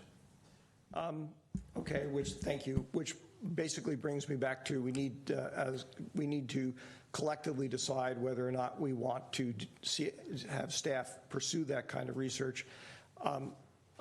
Besides the fact that I said I actually do want to be silent on tips, based on my years of experience doing financial analyses and monitoring business conditions and whatnot, I'm actually not even sure how you could realistically answer that question ahead of time, or rather, as a good financial analyst could probably give you whatever answer they wanted to give you in which case, to me, we'd be better off just doing what we think makes sense and adjusting if it turns out we did something wrong or something not optimal. So my preference would be just go ahead and be silent on tips, not do the additional research, but what do other people feel? Can I ask you a question on that? When you say be silent on tips, in other words, not include tipped workers or just not put anything in the ordinance that addresses it? Exactly what do you mean by that? I believe it's more accurately described by the second thing you said, that the notion, I think what we're getting at is an employee who benefits from tips would get a minimum wage under our ordinance, and whatever tips they get, that's on top of that. I guess I would say they wouldn't be treated differently than any other employee. Correct. Regardless of whether they made tips or not. Okay. Right? Yeah. And I think, Ron, to your point too, I think your tax piece and wouldn't that necessarily affect any business that has to deal with a minimum wage increase? Well, the things you cited would, yes. Right? You talked about the cost of the taxes and other pieces. Wouldn't that affect any business that was increasing the minimum wage, that had minimum wage workers? It would, but restaurants are unique in that I understand they're different have margins, employees who provide a service and people are giving them tips. You don't give a tip to the checkout Right, person. but I'm saying the cost to the other business is the same. The cost of the tip is no different. The restaurant isn't paying the tip. The owner isn't paying the tip. I, as the diner, am paying the tip. Right? Versus what I would that's want to why I know don't see the difference is the in that. taxation of the tip any difference? It seems to me that the tip is not considered part of the wage, correct? So the wage is subject to, payroll taxes, Social Security, Medicare. I don't believe that the tips are. So you have an employee that makes with tips and base salary, let's say it brings them up to an average of $30 an hour. If the restaurant is paying them, I don't know what they're paying them, but let's say they're only paying them $10 an hour. That means that there's about $35 an hour there, 30 to 35, that is tip income, and then the employee is responsible for that. If you raise it, the employees' taxes go up, but yes, and they get paid more, which is good, but what I want to know is whether or not, or how much of a burden that is to the restaurant owner who incurs that additional cost. How is that passed along? I would assume he's going to pass it along in the price of his, of the food that's served.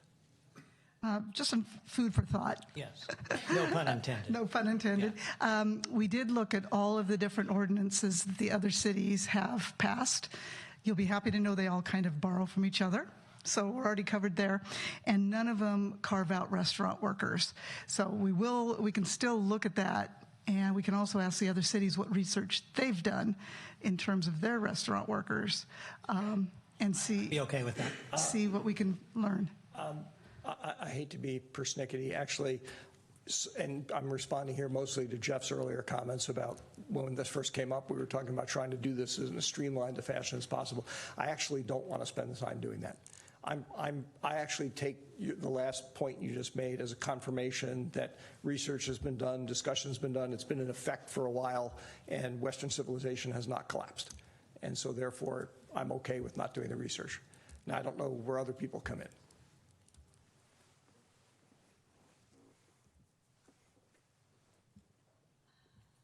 I'm okay with taking the ordinances from other cities as written.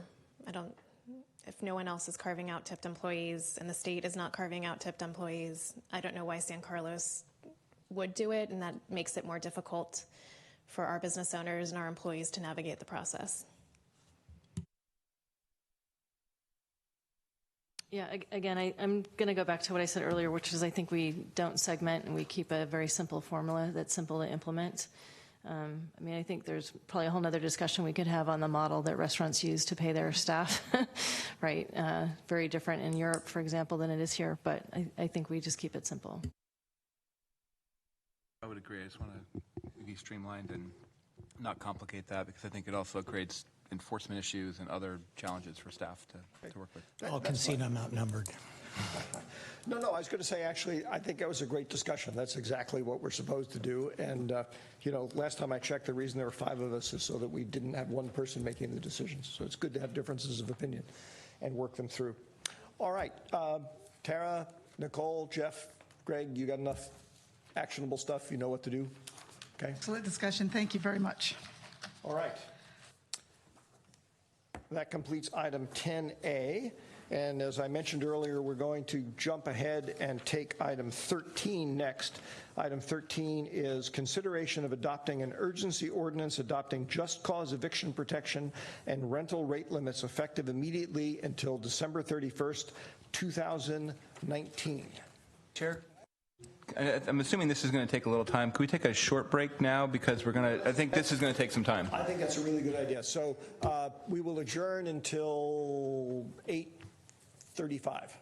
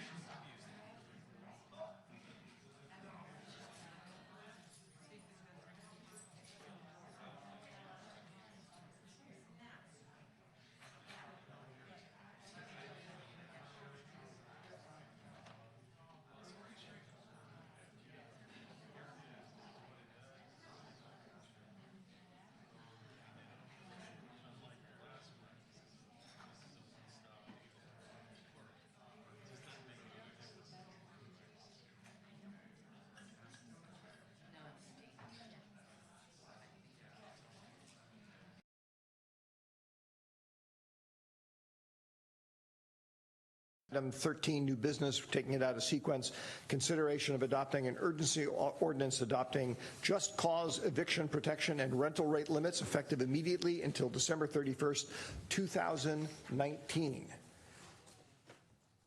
Good evening, Chair and members of the City Council. I'll be presenting this tonight.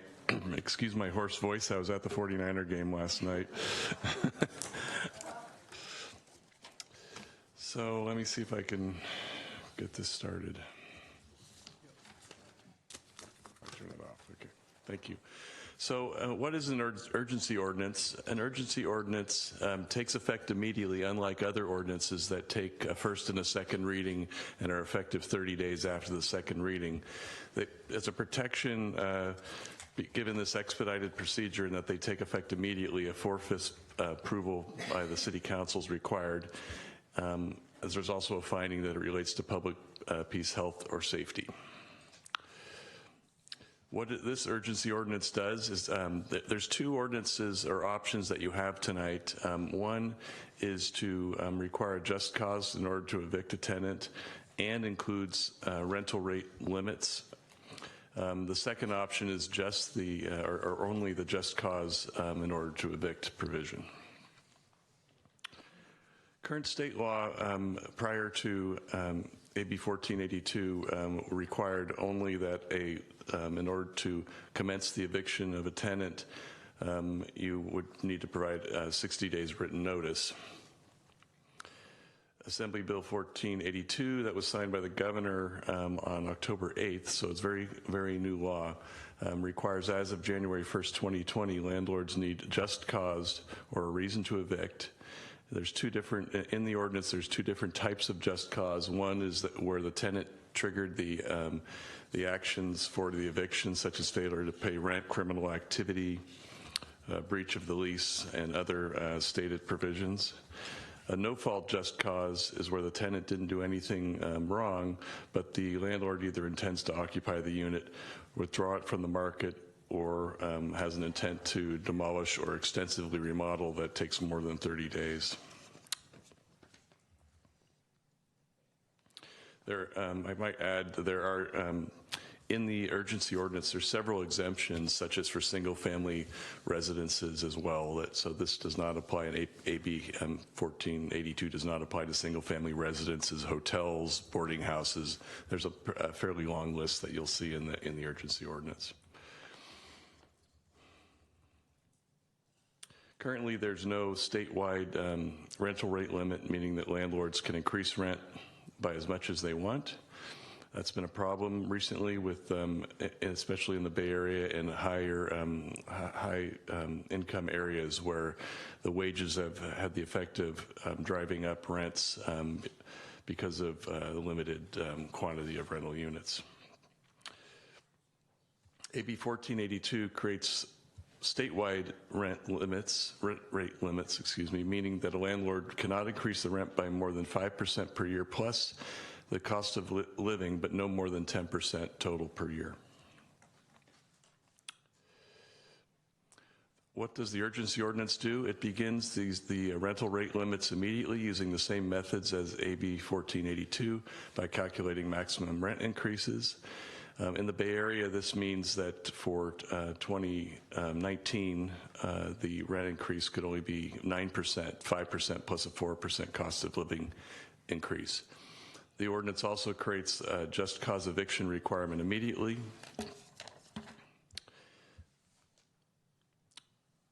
But why is the urgency ordinance necessary? Because AB 1482 does not take effect until January 1st, 2020, landlords could continue to their no-fault evictions and unlimited rent increases until then, unless cities take action. And several cities have taken action on the peninsula, including Redwood City and San Mateo and Daly City. San Carlos has received complaints regarding 2 tenants receiving eviction notices. We may hear more of them today, and I did receive an email complaint after the staff report was driven that leads me to believe that there are actually more than the initial complaint that we received. If San Carlos takes no action, landlords can continue to evict and raise rents as high as they would like until January 1st, 2020. And if San Carlos passes a regular ordinance, we would not be able to adopt the regulations in time. Again, the urgency ordinance regulates both of these activities immediately.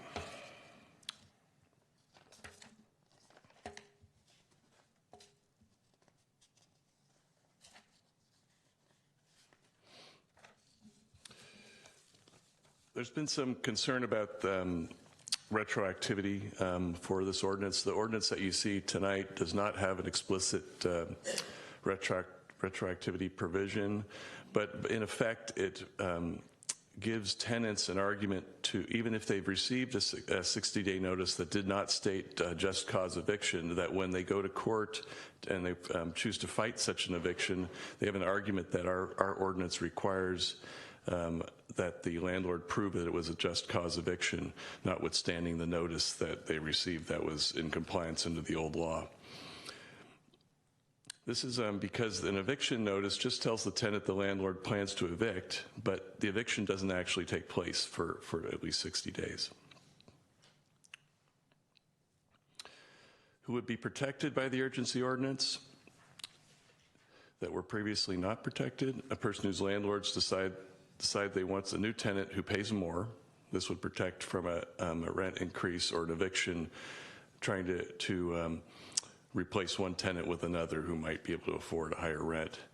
A person whose landlord just does not like them. Dislike of a tenant is not considered just cause under the urgency ordinance or AB 1482.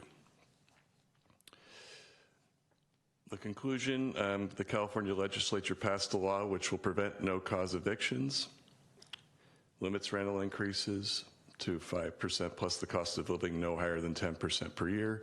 The proposed urgency ordinance would put these same policies in place, but the changes would happen now instead of on January 1st, 2020. This would have the effect of attempting to protect tenants from large rent increases, even if they've received the 60-day notice and are not yet evicted. I did hear there was a question that came about after the urgency ordinance was drafted about the effect of the governor's emergency declaration concerning the fires and the wind conditions that he signed on October 27th, 2019. That is still in effect. When the governor signs such an emergency declaration, that has the effect of preventing or landlords and persons selling consumer goods to the public from gouging increases, as I think is one of the descriptions. So it puts a limit of 10% on an increase of all kinds of commodities or services, and such as gasoline and necessities of life. So that is in place. There is a protection for tenants under that emergency declaration. However, the governor and the law provides that the governor should terminate such a declaration as soon as the conditions warrant it, and that may happen between now and the end of the year. It may not happen between now and the end of the year, but so that would be a reason why you would want to keep the rental increase protection in the urgency ordinance in case the governor decides to terminate the declaration of emergency from October. So the last thing I want to talk about is retroactivity. Again, I mentioned it earlier.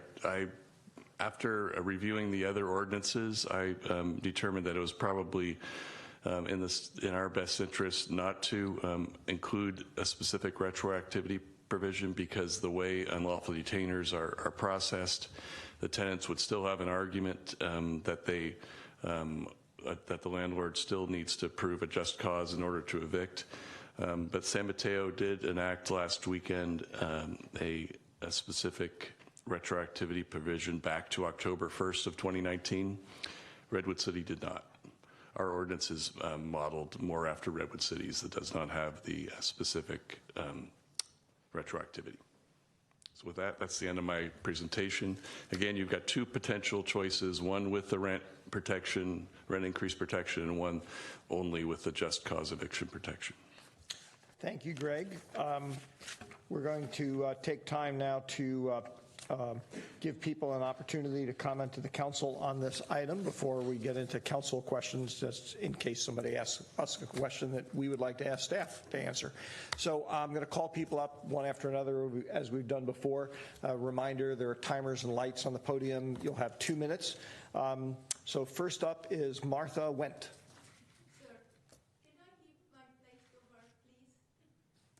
What's your name, ma'am? Susan Rains. You happen to be the next person in line.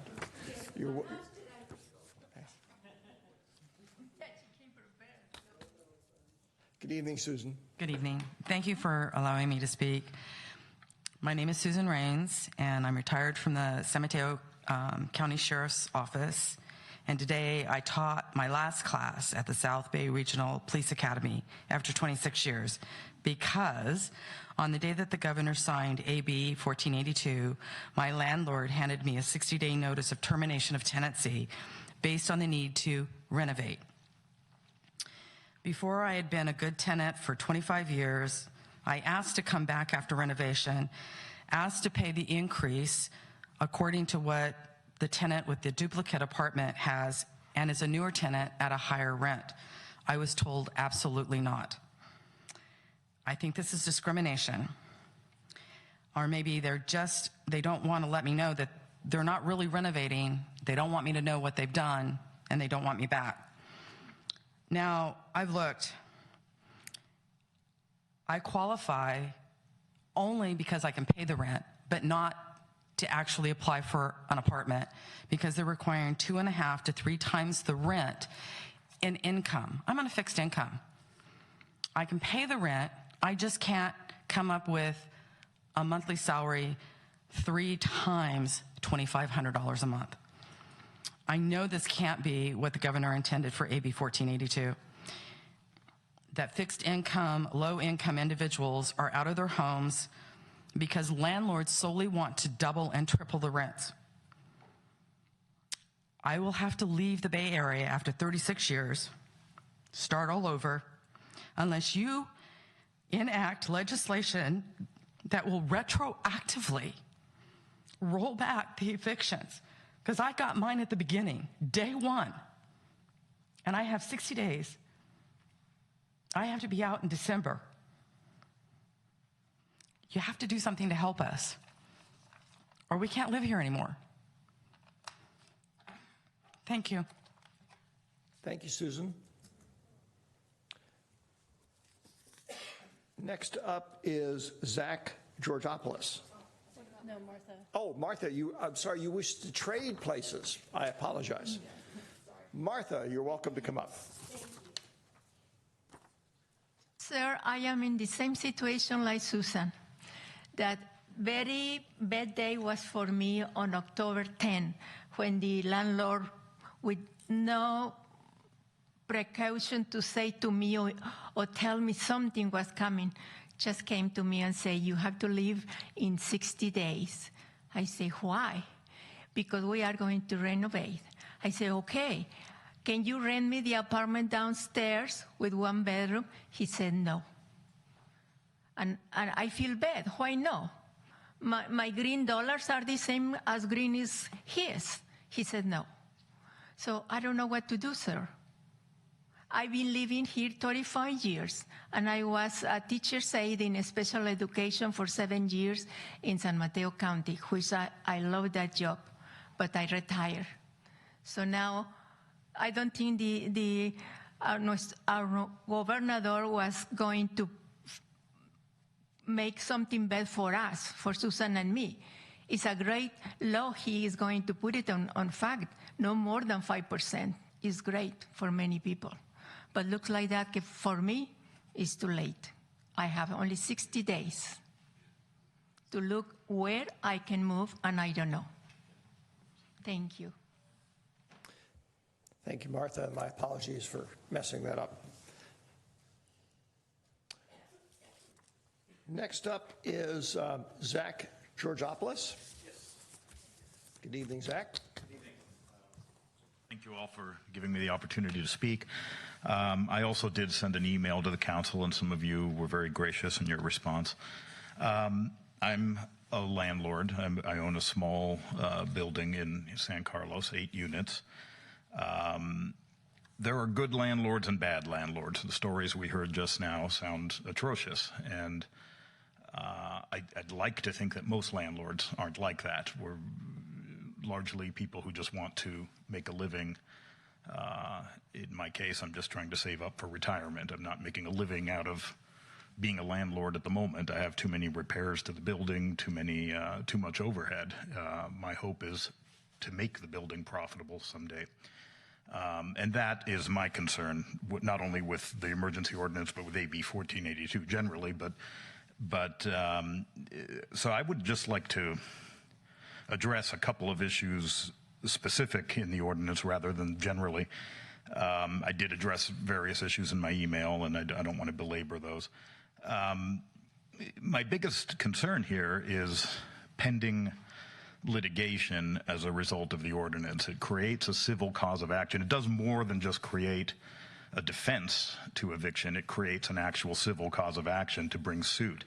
So my concern is, in my case, I'm in the process of evicting someone with cause, even though we didn't have to state cause. I won't get into all that. But in theory, what could happen here is, even if that eviction goes through, this person could come back a couple of years from now and file a civil lawsuit based on this ordinance. At least that's the way I read it. And I just think that's going a little too far. The other thing that I'm concerned primarily about is the retroactivity of the abatement of rent. And if I read this correctly, the January 1st abatement that falls under AB 1482 would become effective immediately under this ordinance. I just think that contradicts the state law that was created by AB 1482 and should not be included in the ordinance. That's my take. Thank you. Thank you, Zach. Next up is Elaine Gilbrick. And if there's anybody else, by the way, who'd like to address the council, please feel free to fill out a card. We continue to accept them until we're done with public comment. Thank you, Chair and City Council. My name's Elaine Gilbrick, and I'm the Executive Officer of SAMCAR, which is the San Mateo County Association of Realtors. And in the staff report, there's several alternatives, and I'd like you to consider choosing alternative number 3, which is to take no action at this time. And I have several reasons to say that. This urgency ordinance is not necessary. We're already in the 60-day time period, so this really would have no effect on what is going on now before 1482 goes into effect on January 1st. So the vast majority of housing providers in San Carlos are mom and pops, and this urgency ordinance is not necessary from the mom and pops that cherish their tenants and are not going to do these egregious things. So this passing of this ordinance, as the last speaker said, could encourage lawsuits against housing providers because of the private cause of action. So for those reasons, we're asking that you take no action on this at this time. Thank you. Thank you. It's Elaine, right? Yes. Thank you. Thank you, Elaine. Next up is David Tusman. Oops. Good evening, David. Thank you to the council members and the city staff for raising this urgency ordinance today. I strongly urge you to enact these protections for both just cause eviction and excessive rent hikes. Other city councils nearby have now passed these unanimously.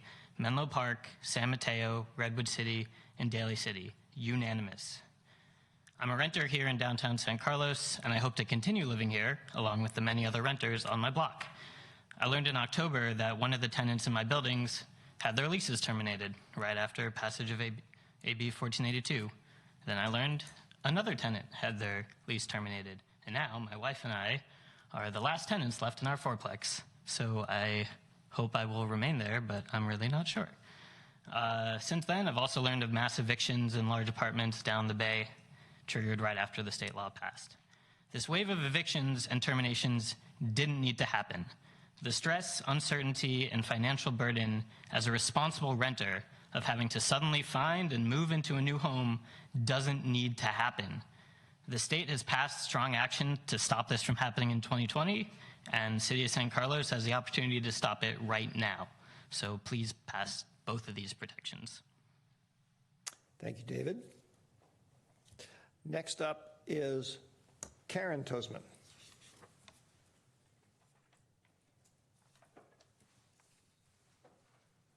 Good evening, Karen. To the San Carlos City Council and the staff. My name is Karen Tusman, and I'm a renter in a fourplex here in town. And as my husband David just mentioned, he and I are now the only tenants in our building, as 3 other families have been given notice by our landlord in the last few months. We're in the middle of a year-long lease, and so AB 1482 will probably protect us from eviction and price gouging when that lease expires. But our neighbors in month-to-month leases was not as lucky, and they're gone now. But I know that there are many others, in particular seniors and lower income people vital to our community's character who may not be able to stay in the city they've called home for decades. AB 1482 previously had stronger retroactivity provisions that protected tenants from this backlash. Unfortunately, those provisions were stripped out as the bill's authors had to negotiate with landlord groups under assurance that their members wouldn't engage in these types of evictions, and an association of landlords called it unconscionable that landlords would even do such a thing. But yet here we are. There are many landlords who wouldn't dream of kicking tenants out right before the holidays just to delay complying with reasonable tenant protections. There are many, but unfortunately there are many who have done just that. And the new tenants they bring in won't be protected by AB 1482 until they've lived in the unit for at least a year. The gaps in the law, strong-armed by the landlord lobby, are now up to individual cities to fix. I urge you to pass an emergency ordinance that mirrors the language in AB 1482 and is retroactive through at least September, when the law passed and some landlords started to mobilize. Educating our renter community on their rights and enforcement will also be critical. And my husband and I make our comments tonight as members of the Peninsula Young Democrats, and we believe that the current housing crisis must be addressed by preserving and drastically increasing affordable and market rate housing stock and expanding tenant protections. This necessitates dismantling exclusionary zoning, supporting economically diverse neighborhoods through multifamily housing, streamlining housing approvals, stabilizing rents, and preventing displacement. Thank you. Thank you, Karen. Next up is Ashwin Vaidyanathan. You got to correct that for me, because I'm sure I did that wrong. It's Vaidyanathan, thank you. Thank you. It's a tough one. Good evening, everyone. I'm a renter here in San Carlos, just a few blocks away, in fact. Walked over here tonight, and I would like to also urge that the council move to enact both of these protections for renters. As we've heard tonight, low-income people in San Carlos are struggling with housing there. We heard about the hot bunking situations earlier. Housing is a human right, and people without it, they suffer immeasurably. We need these protections. We need citizens, civil servants who have been here for decades to continue to have their home and not be pushed out by predatory landlords. Thank you. Thank you, Ashwin. Next up is Roby Lynn Antonio.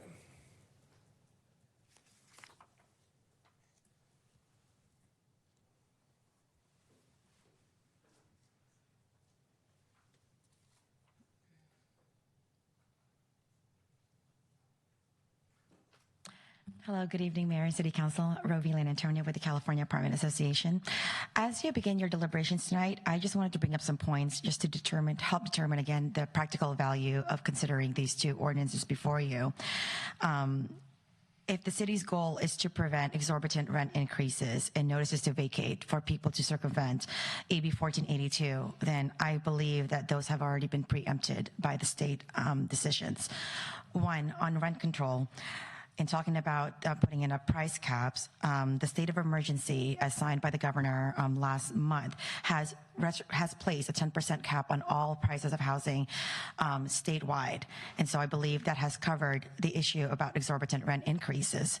In addition, AB 1482 has a built-in retroactive clause that beginning on January 1, all rents will be reset to March 15, 2019 levels. So if there were any renters who received an exorbitant rent increase after March, these will be automatically reset starting January 1. So I think that would achieve that the goal of keeping rents low already.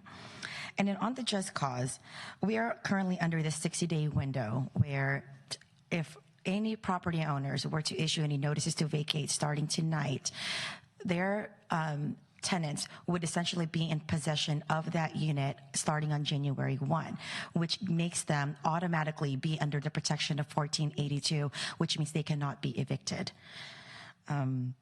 And also, going back to the state of emergency signed by the governor, the state penal code 396 was also amended last year to include evictions. So anybody who's given an eviction notice right now will be covered under this state of emergency.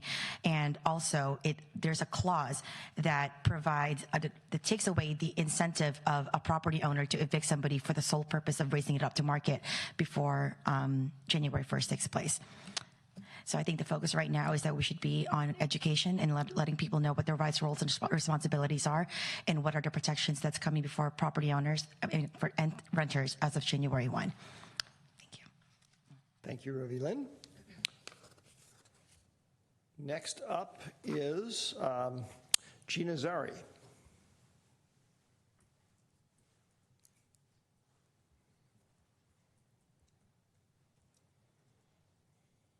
Good evening, Mayor, council members. If you believe that that these terrible stories that we heard at the beginning are a consequence of AB 1482, I can assure you that any action that's taken will result in more of these stories, tying the hands of the 99.9% of good, honorable, compassionate, giving property owners who are mom and pops in your community, who represent 70+% of the rental housing in this community, is not the right answer. This is what happens when the hands of property owners who haven't perhaps raised their rents in 5-10 years are forced, their hands are forced to do so. When you're looking at restrictions and more rules, including the ones in this ordinance that would create greater liability, that will cause problems for tenants. This is a terribly unfortunate situation, but further tying the hands of property owners is not the solution. And I just implore you to please consider creating greater liability for property owners. 99.9% of your property owners are good people. My suggestion is that we help these individuals, and I will do everything I can to help find relocation for them, mediate this, but passing an ordinance to tie their hands is not the right answer, and I ask you please not to do that tonight. Thank you. Thank you, Gina. Anybody else, by the way, want to address us? I have 2 more cards. I haven't forgotten you, Brian. So next up is David Pollock.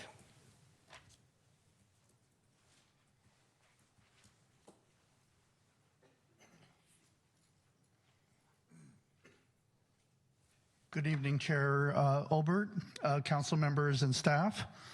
First off, I want to thank Greg Rubin for his work on this timely ordinance and the City Council for bringing this issue so quickly to the dais.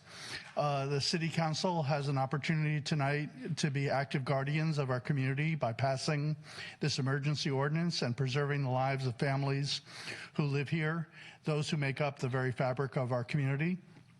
In San Carlos, we like to talk about community character. We need to protect the character of our community by protecting the characters in our community. We may have a low percentage of renters and consider ourselves better off than neighboring communities, but housing and food insecurity is clearly on the rise. Just ask any of the 2,000 plus community members on the city's affordable housing list hoping to stay near loved ones and their work. Please pass this ordinance, which requires just cause eviction and forbids rent gouging tonight. Please pass it to let renters and their families know that they are welcome to stay welcome to stay for the holidays. Thank you for your courage in moving this solution forward to continue to make San Carlos the city of good living for all. And just a quick update from Menlo Park. Their ordinance was passed tonight by unanimously. Thank you. Thank you, David. Brian Perkins.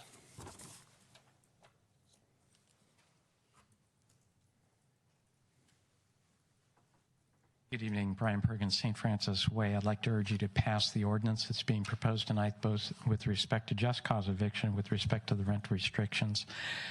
If it wasn't so tragic, I'd say that this is a chess game problem because you have both sides working. It unfortunately has so many human dimensions. It's not at all a game. There's a lot of pain that's going on here, as you've heard already. And there's also good people involved, sure. There's an awful lot of great landlords. One of the gentlemen tonight is probably a terrific example of it. But the offer, for example, tonight that the council heard to make a good faith effort to find substitute units is perhaps made in good faith, but it comes in the face of the Bay Area failing to produce about 700,000 units between the year 2000 and the present that Spur, the San Francisco research organization, estimates were not created from the year 2000 to the present. So when you're facing a massive deficiency in housing and this massive influx of wealth, and you have something like this come along, which is going to freeze things at some point in the future, obviously the juxtaposition, the game playing with all the tragic consequences happens. What's the point of a government if not to look at that and to say, hey, wait a moment, we have a role here too. We have a health and safety role to play because there are vulnerable people within the community who, for no fault of their own, are being forced out and treated as pawns in a game. Now, if you can't find it within yourself to help those people, you know, this is where the tough choices are made. Now, there's a statement that's been made that the retroactivity clause will help. In other words, the rents will get reset on the first of the year. That's true, except that the rent that's recovered during this time period isn't rebated either. So there's a lump sum payment that gets paid here if the rent happens to be increased that can't be rebated under the state law.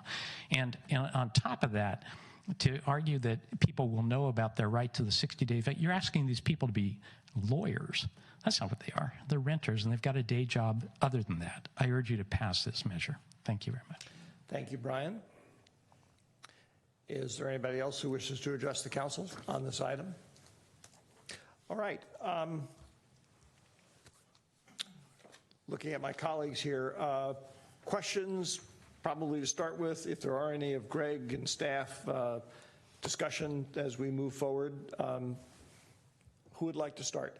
Adam. I said, and maybe Greg, you can help me on this. One question on the rent control aspect of it.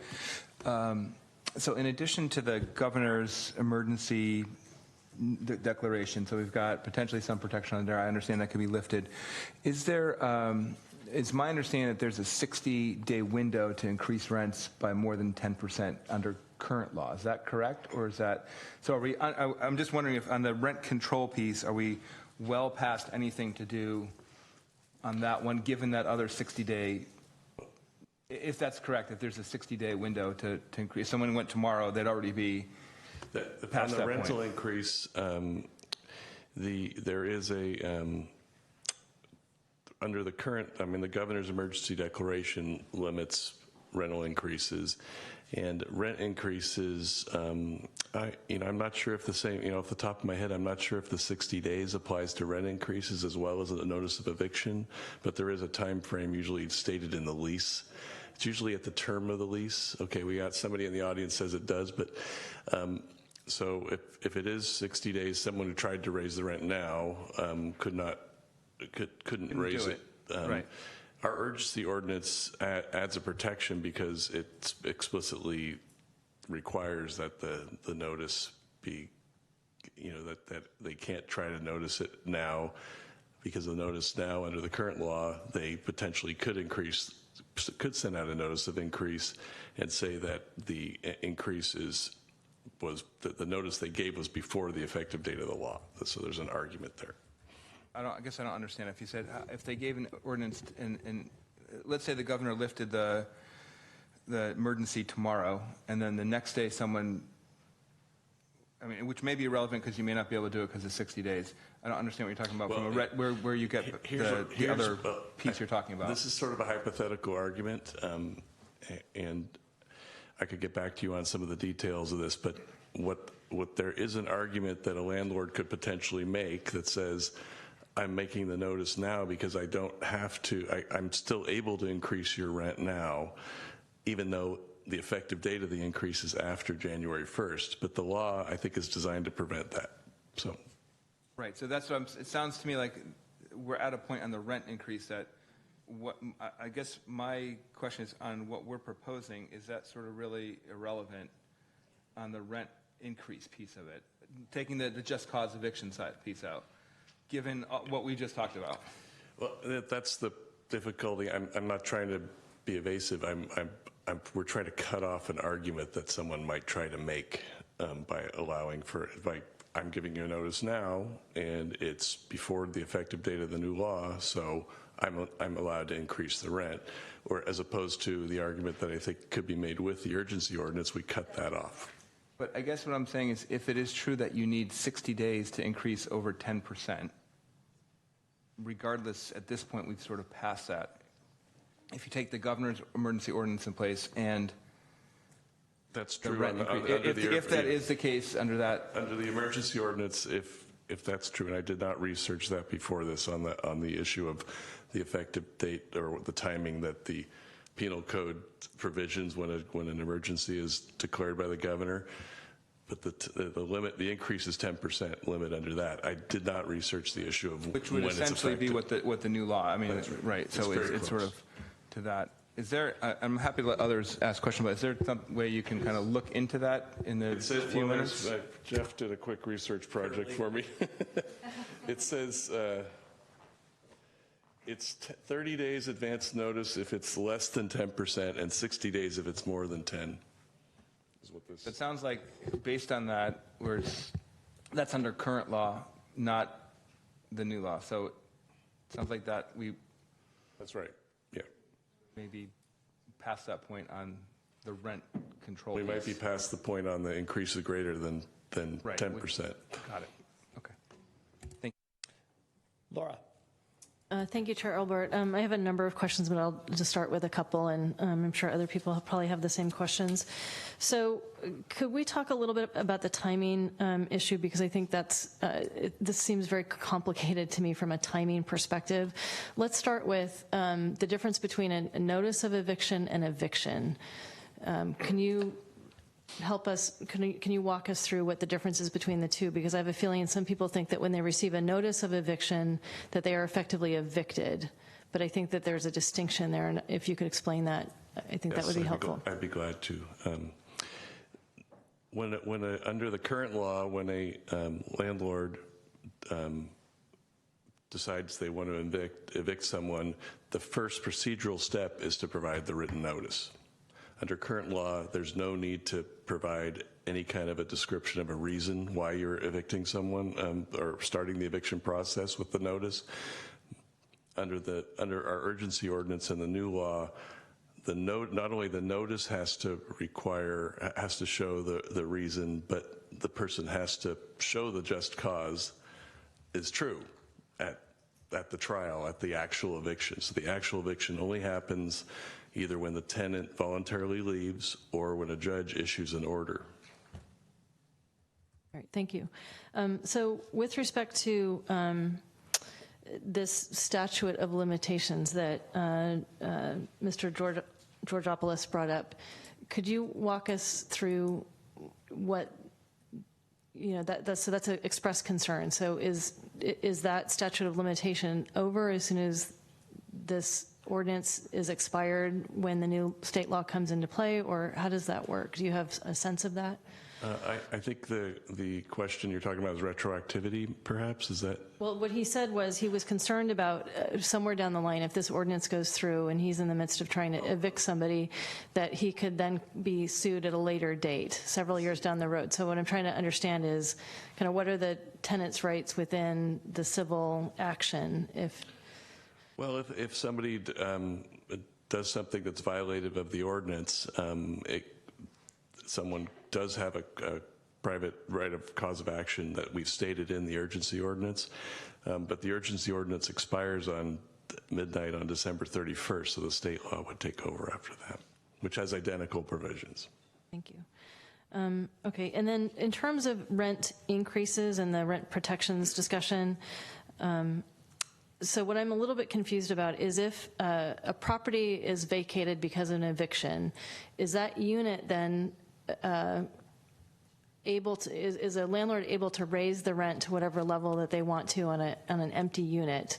Or is the price control go into place regardless of whether or not the unit is occupied or not?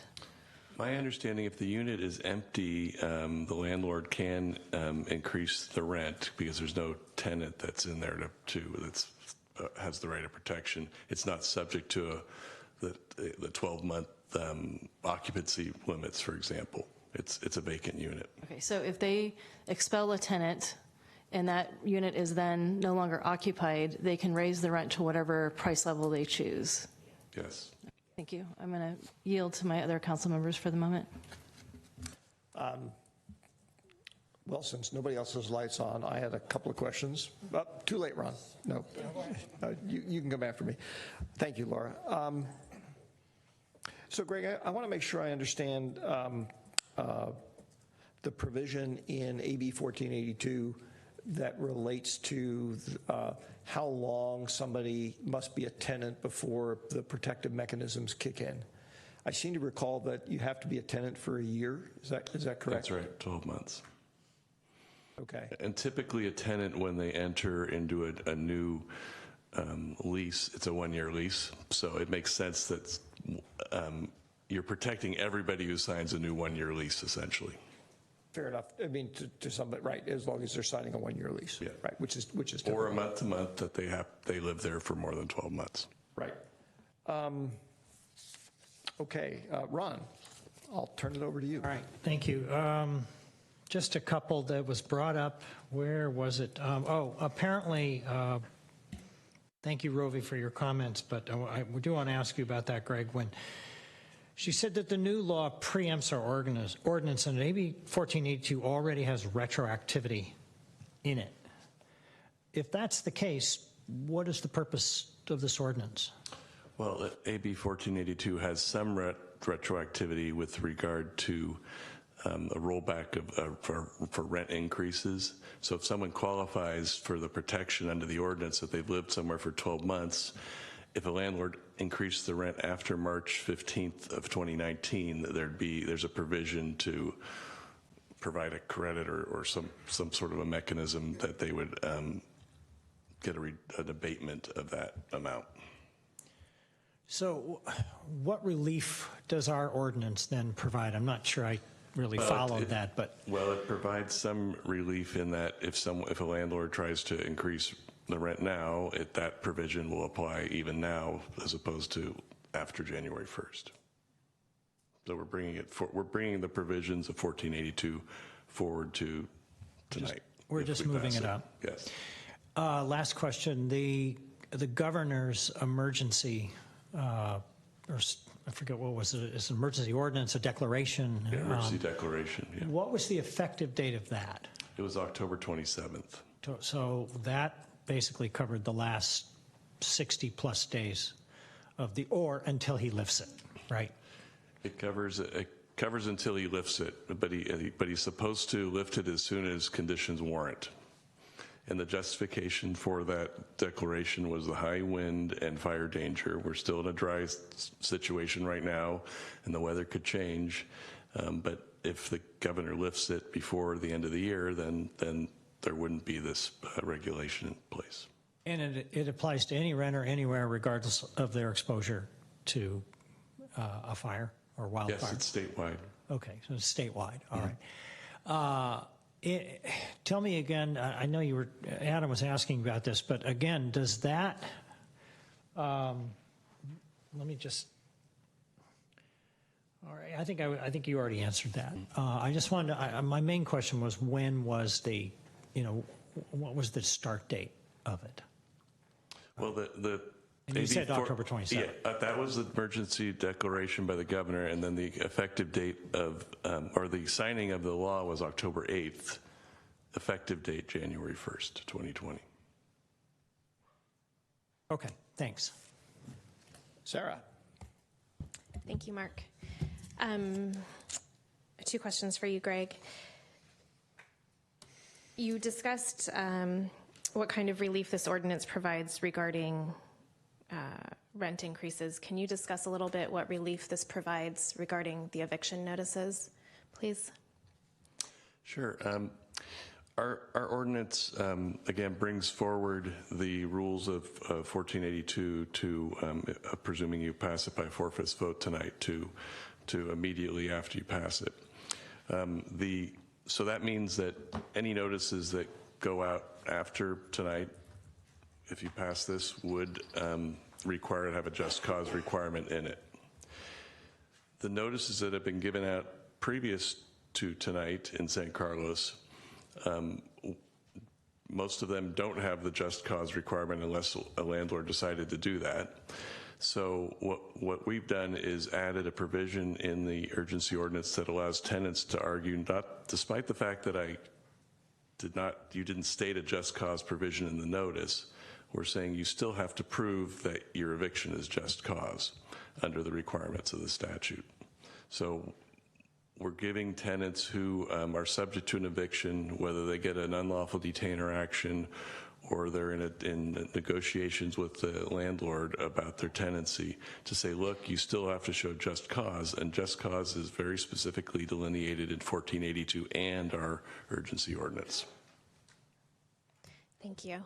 I had one other question. On packet page 303, there's a sentence that says the urgency ordinance also provides for a 1-month relocation assistance payment for any tenants who are evicted for no fault of their own, regardless of the tenant's income, similar to the provisions of 1482. Could you explain the relocation assistance, please? Well, that's a requirement on the landlords. If they under certain circumstances, they would have to do that, and I'd have to look at it again to get the exact specifics. I don't have that right here, but I can look at the code for you.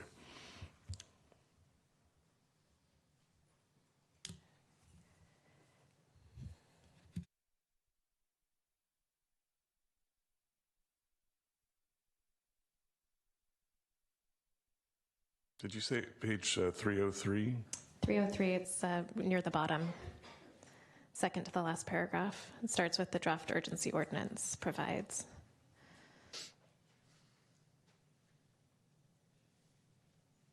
Yeah, so it's a 1-month relocation assistance payment to the tenants by the landlord is what that means. When they receive their 60-day notice, or how does that work? No, when they get evicted, but we're protecting them from an eviction. So only if it goes through the courts and the courts actually proceed. Okay, thank you. Laura. Thank you, Chair Olbert. Greg, with respect to... Can I just clarify one thing? So in the ordinance, there is just cause that's the fault of the tenant, and there's just cause that's not the fault of the tenant. I think it applies to those categories, just to clarify. That's both of them? Or? No, just the second one, because there's just cause that's not the tenant's fault. Yes. That's like for remodeling, extensive remodeling, or if they're moving into their own unit, things like that. There's still it covers that situation. Okay. Not where it's the fault of the tenant. Got it. Thank you. Greg, with respect to the when one of the reasons somebody may be evicted is because there needs to be substantial improvements made. Sorry. That's okay. That's a lot going on. It's very complicated. So one of the reasons a tenant could get evicted is because there's the landlord is claiming that there are substantial improvements that need to be made to the property. After those improvements are made, does the tenant have the opportunity to reoccupy that unit by right? No. Not under our ordinance or AB 1482.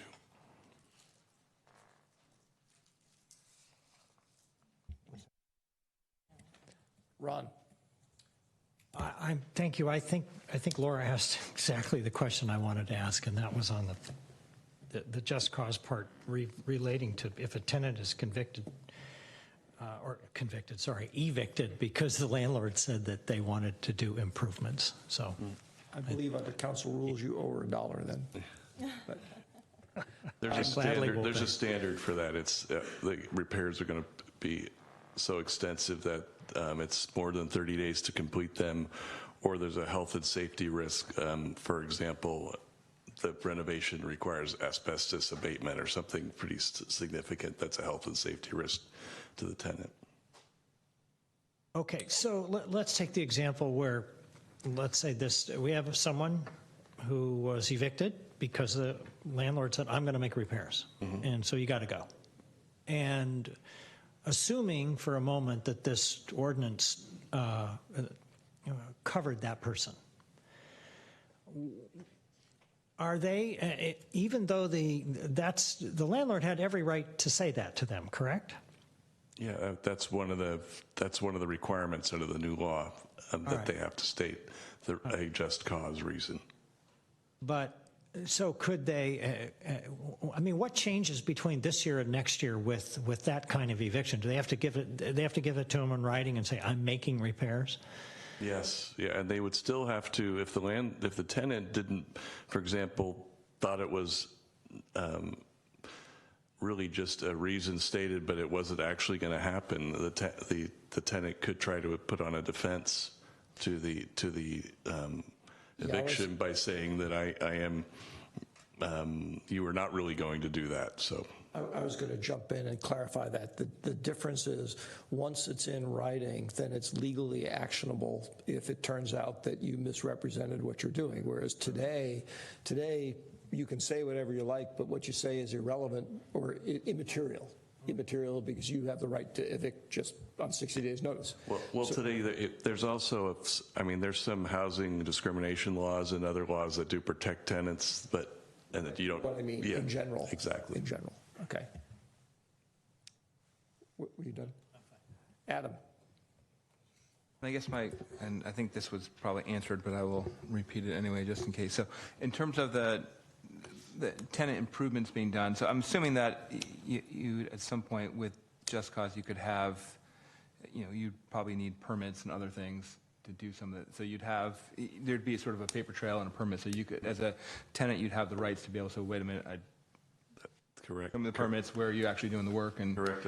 A tenant in preparing a defense could make a Public Records Act request to the city to see if any plans had been submitted or building permits applied for a renovation. Thank you.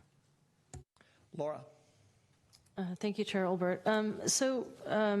With respect to legal resources for tenants, can you talk a little bit about what's currently available for tenants who are, because the point was made by, I believe, Brian Perkins, that tenants are not lawyers, and this is a very complicated situation. So can you talk a little bit about what resources may be available to them? Yes, I touched on that in my staff report. There's a nonprofit organization that's been in San Mateo County for 50 or 60 years called the Legal Aid Society of San Mateo County.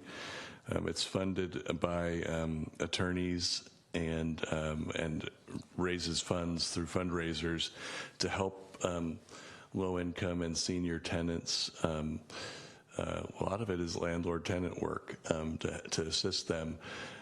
There's also attorneys that do pro bono work who are willing to help tenants from time to time.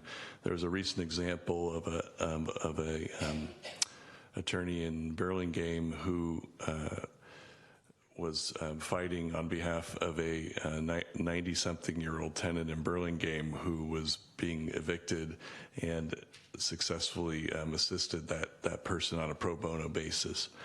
And then there's another agency in East Palo Alto that's also operating in San Mateo County. I think it's called Community Legal Services, and they also assist tenants.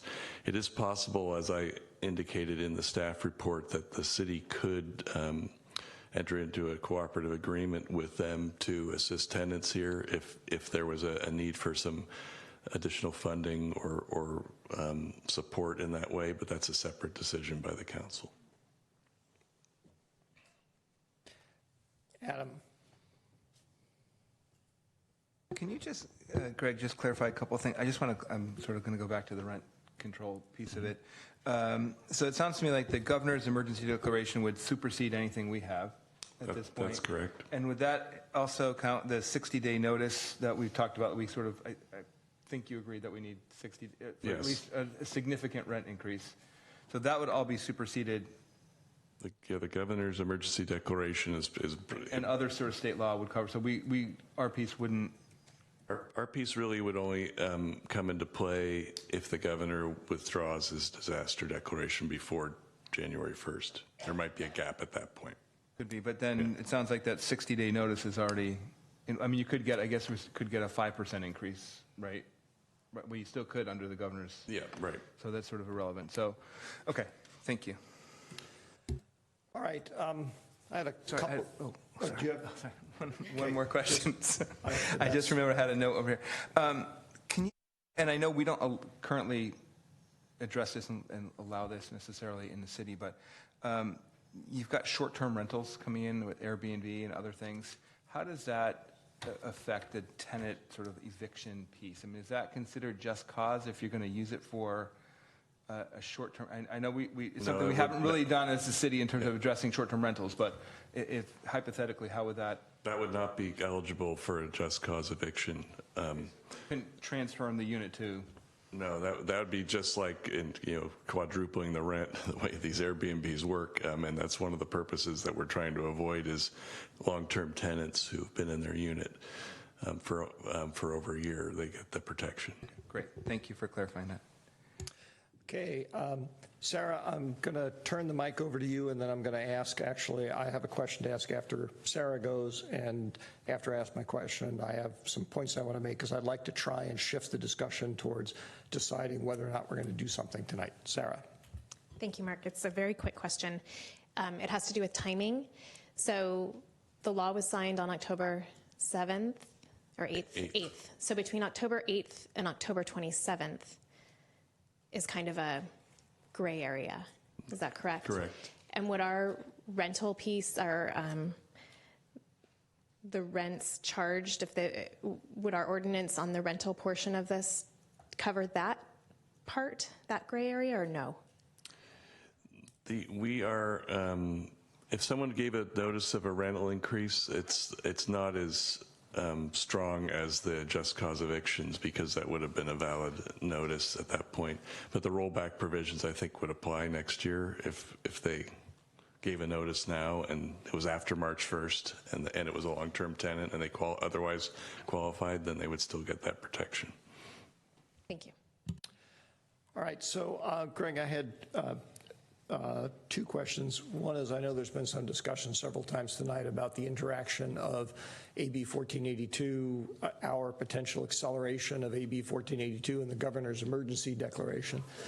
But after thinking about it, listening to those conversations, I think there's another way of looking at it. I want to confirm this with you. If we were to put in retroactivity language that basically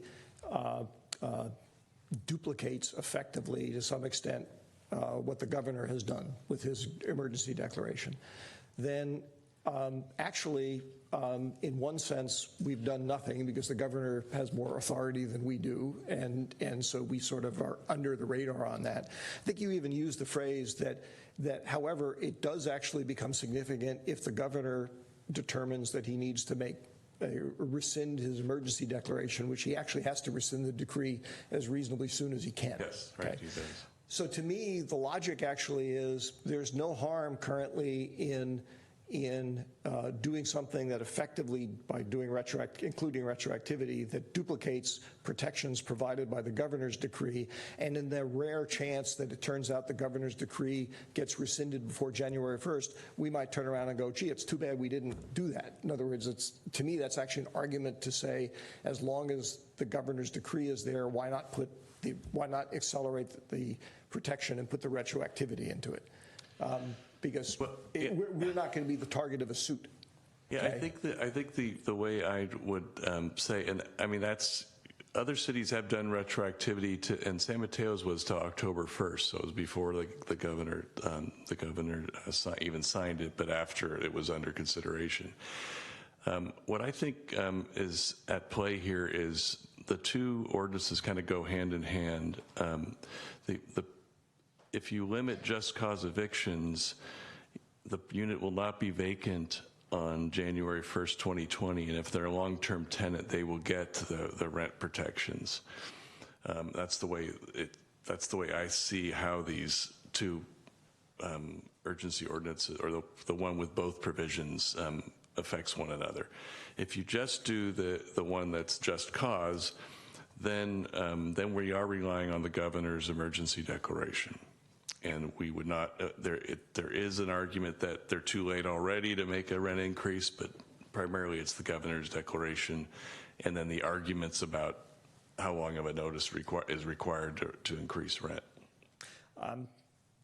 My second question was, you and I talked earlier this afternoon, should the council decide it wanted to do it, did you bring along retroactivity language that we could include? I could read it into the record, and Let's not worry about that yet until we determine if the council wants to use it. I just wanted to make sure you had it. I mentioned that I think this discussion and the questions have been very useful, and I'm not trying to cut off asking additional questions, but I do want to see if we can maybe move towards deciding whether there's something we want to do here tonight in terms of taking action. And I have to say that I really appreciated all the comments that were made by the speakers, and it showed once again that it's actually beneficial to have those comments, those questions and comments before we do our own question, because they help guide the discussion and inform the discussion. But there were two in particular that really stuck with me that I want to comment on and then transition into what I'd like to see us do tonight and see if anybody else agrees with it. A couple of the speakers talked about how the vast majority of landlords, particularly in San Carlos, are good, honorable people. And I want everybody to know that I really believe that, or I agree with them. I absolutely think that's the case. I don't think it's a misnomer that we call ourselves the city of good living, but like secretly we go out and stab each other in the back, because I don't think that's how we live here. I really don't. On the other hand, I would like to remind people that, every time I ride on the freeway, the vast majority of citizens don't actually need the police out there to enforce the speed limits. They just look at the signs and go, okay, that sounds reasonable, I'll go the speed limit, or maybe a little bit over, okay? But we still have police, and we still have laws, and we still have consequences for people violating the rules, for the small number of people who, for whatever reason, decide they want to break the rules and injure the public good or put the public at risk. And to me, so that's part one. Part two is the comment, I think it was Brian Perkins made, which I wrote down and I'm going to remember for a long time, because it sort of applies here, and I think it applies more broadly with what we do. What's the point of having a government if not to do something about these kinds of problems? And I think that's exactly right. To me, it's not a matter of trying to figure out how to move the dice around to have minimal impacts and stuff. It's important to do that. But it's more important at the end of the day to me that we recognize that there really is a big problem here. There really is a significant problem here. People are being hurt. People are being injured. There's public health and safety factors that come into play, and we have the ability to do something if we choose to do it. And I actually hope that we will choose to do it. What I would like to see us do is I would like to see us implement the alternative that has both accelerates the just cause, or accelerates the just cause protection language from AB 1482, and also the rent increase language as well, and put in place the reason I asked Greg about the retroactivity language, put in place some reasonable point in time of retroactivity. Maybe even it's the day the governor signed the emergency decree.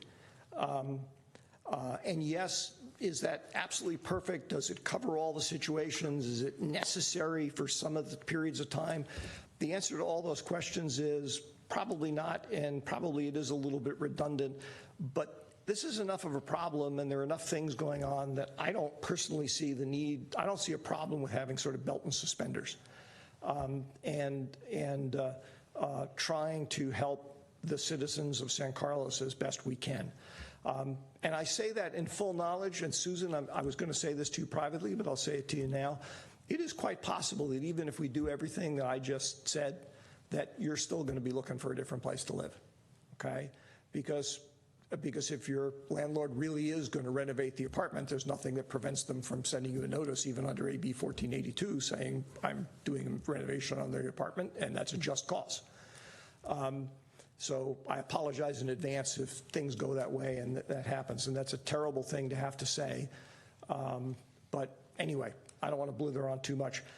I would like to see us take action. I would like to see us take action, not because we're trying to punish one side or the other, but just because there's a real problem here, and there are real people who are hurting, and we can do something about it. So I don't know how anybody else feels, but I wanted to get out there. That's how I feel.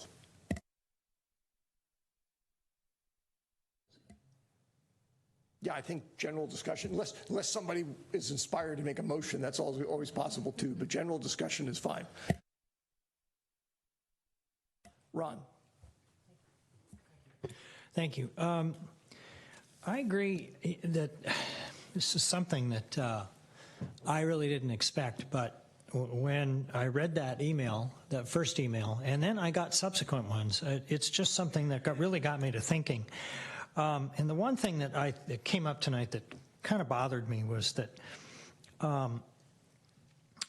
maybe it didn't happen in San Carlos, but I have a feeling it did, with regard to rental increases, is that there are landlords that were thinking of raising rents, and it's almost like this AB 1482 gave them the impetus to do it. They thought, I'm going to do it now, and I'm going to raise it as much as I can. And I'm thinking, if it was that much of a problem before, why didn't you raise it before? Why didn't you raise it in incremental amounts years before? So it bothers me that they just decided to evict people now or raise rents now. To me, that's a little disingenuous. But I do agree, nearly all the landlords are fair-minded people, and I do think that this is hopefully, fortunately, a pretty small incidents.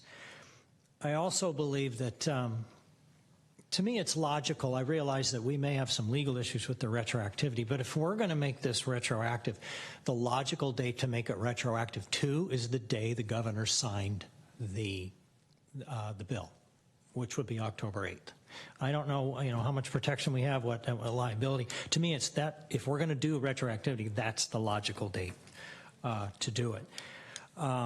But to sort of invoke the spirit of Bob Grisilli, I think Bob was always talking about, he always ended up splitting the baby. To me, this began with an eviction notice for someone who, because the landlord said they want to make repairs, that may or may not be legitimate. So I am, contrary to Mark's position on it, I would go with alternative 2. I don't want to go down the road of dictating rents. I think that's kind of a slippery slope. I've never been really an advocate of rent control, but I do believe deeply that just cause evictions are really should have been in place a long time ago, and those type of instances or events we really do need to protect against. So I may have some comments later, but that's just my first pass. Laura. Thank you, Chair Olbert. So, Ron, you give me, I have a question. Actually, I was going to make a statement, but so if the rent protection piece doesn't go in, we're currently, the only gap right now would be is if Governor Newsom lifted the emergency, right? Mm-hmm. And there could be that window, right? Is that? I don't think that's accurate. I think we had the discussion with Greg that there's a 60-day window for Okay, rents that's- over okay, 10%. so going back to that, I'm sorry. So I think there's Yes, protection okay. regardless of what the governor That's what you're does saying. on that. That's my understanding, I think, from what Greg. That's what the code says. That was so. shown to me. Okay, understood. Okay, thank you. So, all right, so I'm just going to let that sit for a minute. But under normal circumstances, I would not be inclined to get in the middle of a renter and a landlord. My parents actually owned a couple of apartment buildings in partnership with others as a way to earn extra income, and I would go down to the apartments with my dad and help him collect rents and pretend like I was helping him fix them up after people moved out. So I understand the mom and pop world for sure. And I think the presentation earlier this evening by the one landlord who came to speak to us is in the spirit of a family that I grew up in. So under normal circumstances, I wouldn't insert myself into that conversation, but we are actually in an extraordinary situation. The housing crisis is just extremely detrimental. I learned these evictions are heartbreaking. That notwithstanding, 700,000 people left California last year. Our teachers can't afford to stay in the community. The housing affordability issue has been a primary focus for this city council. So I would be in favor of taking action to protect those citizens in our community that may not have as much of a voice, with the spirit that if we all give a little bit, and engage and, give a little bit, we can then lift everyone up. So it's with that I would be in support of taking some action this evening. Thank you, Laura. I'm going to do the same thing or similar thing I did to with the other item we had. So, and not to limit choices people have, but roughly speaking, we have just cause language, we have rental rate regulation language, and we have an issue of retroactivity, and if so, what date do you want to use? So I just want to make sure I understand where you're coming from on that. I appreciate that, looking for more specificity. So I think from my perspective, I would be interested in the just cause piece of it and the retroactivity to October 8th. October 8th, okay? And Ron, just what I recorded for you was just cause and October 8th, but not the rental rate stuff. Correct. Okay. And I am on both, as Laura is, and I think I put down October 22nd, even though I'm fine with October 8th. Sarah? Did you have a comment there, Adam? I'm think just Adam confused. had a question for you. I thought Laura said she didn't say the rent control piece. I just want to make... I thought I heard her say, well, let's check. So I think, so what it sounds like to me, after further clarification of this discussion, because we've talked about it in different pieces of the conversation tonight, that even if the emergency was lifted from Gavin Newsom, that we're within that 60-day window. So it sounds to me like that's not necessary. That's what I'm hearing. I just want clarification, that unless I missed something. I think, there's, the law says if you're going to make an increase of 5% or less, it's 30 days notice. And if it's 10% or more, it's 60 days notice. So the argument is when someone receives a notice, is the new law in effect or is the emergency declaration in effect? That's the only thing I'd be concerned about hypothetically. But I think there's a strong argument that a tenant could make that, look, you're past the window. You can't do it. Okay, so are you saying that if when the notice was, if somebody was given, let's say, a rent increase October 8th of something higher than 60 days or something higher than 10%, right? Is that what you're getting at? No, I'm just worried about actually the tail end of the window. If the governor does lift his emergency declaration, let's say on December 15th, because the fire danger has ended, someone immediately gives a notice then, and they weren't, and they weren't protected in another way. A rent increase could potentially be effective, but that's what I was getting into, this kind of obtuse discussion about how these two provisions work together, because if someone has a right to be in their in their unit on January 1st, 2020, both the rent increases, the rollback, and the just cause protections all apply to them. Okay. Does that Could I noodle on it and then get back to you?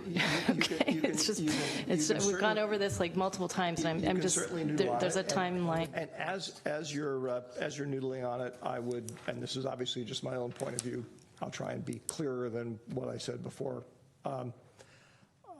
Consider whether or not a smart thing for us to do, given how complex this is, that we try and carefully craft stuff as opposed to just saying, you know what, in general, we're going to do this. And maybe it's redundant for 2/3 of the period of time and 90% of the possible ways the world might evolve. It's redundant, but who cares, because it provides protection that we think is important in some part of the situation. To me, it gets back to whether or not we view the protection as important given the facts and circumstances, and if so, putting on multiple layers of protection, the worst that is we're wasting ink. That's just my perspective. Sarah. Thank you, Mark. I had one follow-up question for Greg. I'm going to belabor this point. If we made this retroactive back to October 8th, does that change anything with the rent increases? I think it strengthens the argument that the rent increases will be limited all the way through the end of the year. You're pulling back the effective date of that to clearly to more than 60 days before the end of the year, which is when that's the rental notice that's in excess of 10%. Okay. All right, thank you. I'm going to continue to noodle on that piece too, Mark. We're running out of, that's fine. You're welcome to noodle. We can always recess and you can think. Adam, would you like to weigh in? No. I have more to say. Oh, I'm noodling on that Sorry. piece of the rent control. I also want to just take a moment to say thank you to everyone who showed up tonight. I know it's hard to get up and speak in front of City Council, and I want to thank you for being brave and sharing your very personal stories with us. I want to thank the landlords who have come and the SAMCAR and CAA. I think everybody's perspective is really important to this conversation. And I recognize that the vast majority of landlords are good people here in San Carlos. But unfortunately, this new law, which all of us had zero input into, has saddled us as a city council with unintended consequences that are harming people who are very vulnerable in our community. So I do support passing an ordinance as a means to provide affected tenants with a legal argument to dispute an eviction that is not based on just cause until the new state law applies. As Laura mentioned, housing is our top priority, and in my book, this falls under ensuring housing stability in our community and avoiding displacement. So I just cause got that. The retroactive date, if any? That's fine with me, to October 8th. October 8th. And the continue to noodle about is the issue of rental rate protection, or did it? Yeah, and I'm going to think about that for one more minute. I'm going to listen to my colleagues. Adam. You're running out of colleagues to listen to. No, actually, I have a secret reservoir of colleagues that I can pull out and add to the file. But, you've never met them before, but you were about to. Thank you. And thanks to everyone also for coming out and speaking. I know it's difficult and challenging, and I appreciate hearing all the various perspectives, and it really helps to inform, I think, my decision and do a better job here. So thank you for coming out. So for mine, I feel pretty comfortable where Ron is. I generally don't support rent control as a policy. I think we need to just keep building more housing and get the market to do things. So and that's been a priority for the council.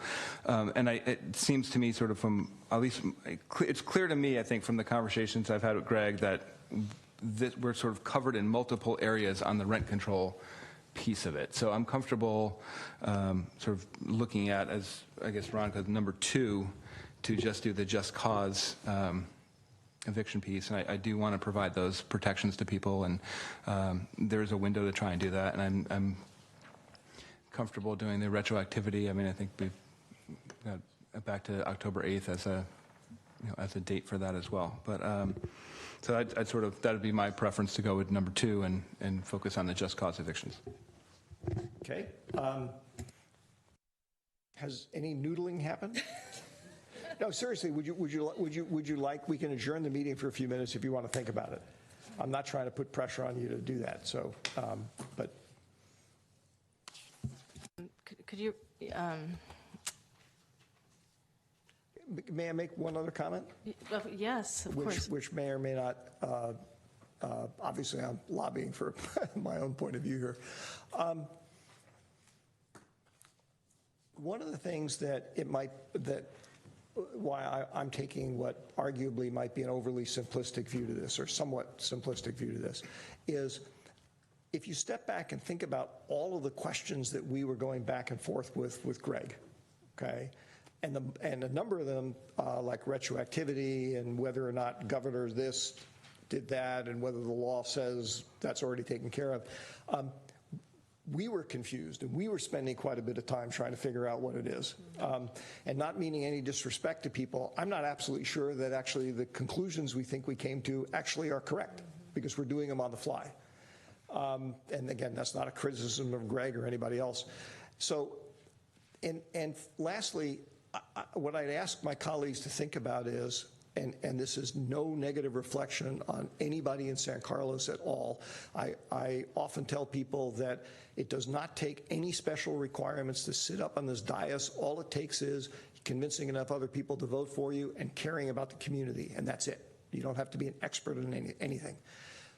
But if we're having that much difficulty figuring this stuff out, then maybe we ought to err on the side of simplicity, just to make life easier for people. Particularly, so if it's redundant and simple, then fine. So that's the other point I was going to make. Would you like me to adjourn the meeting for a few minutes? It sounds like it might be useful. Yeah, probably. Fine. We will adjourn the meeting and we will reconvene at 5 after 10.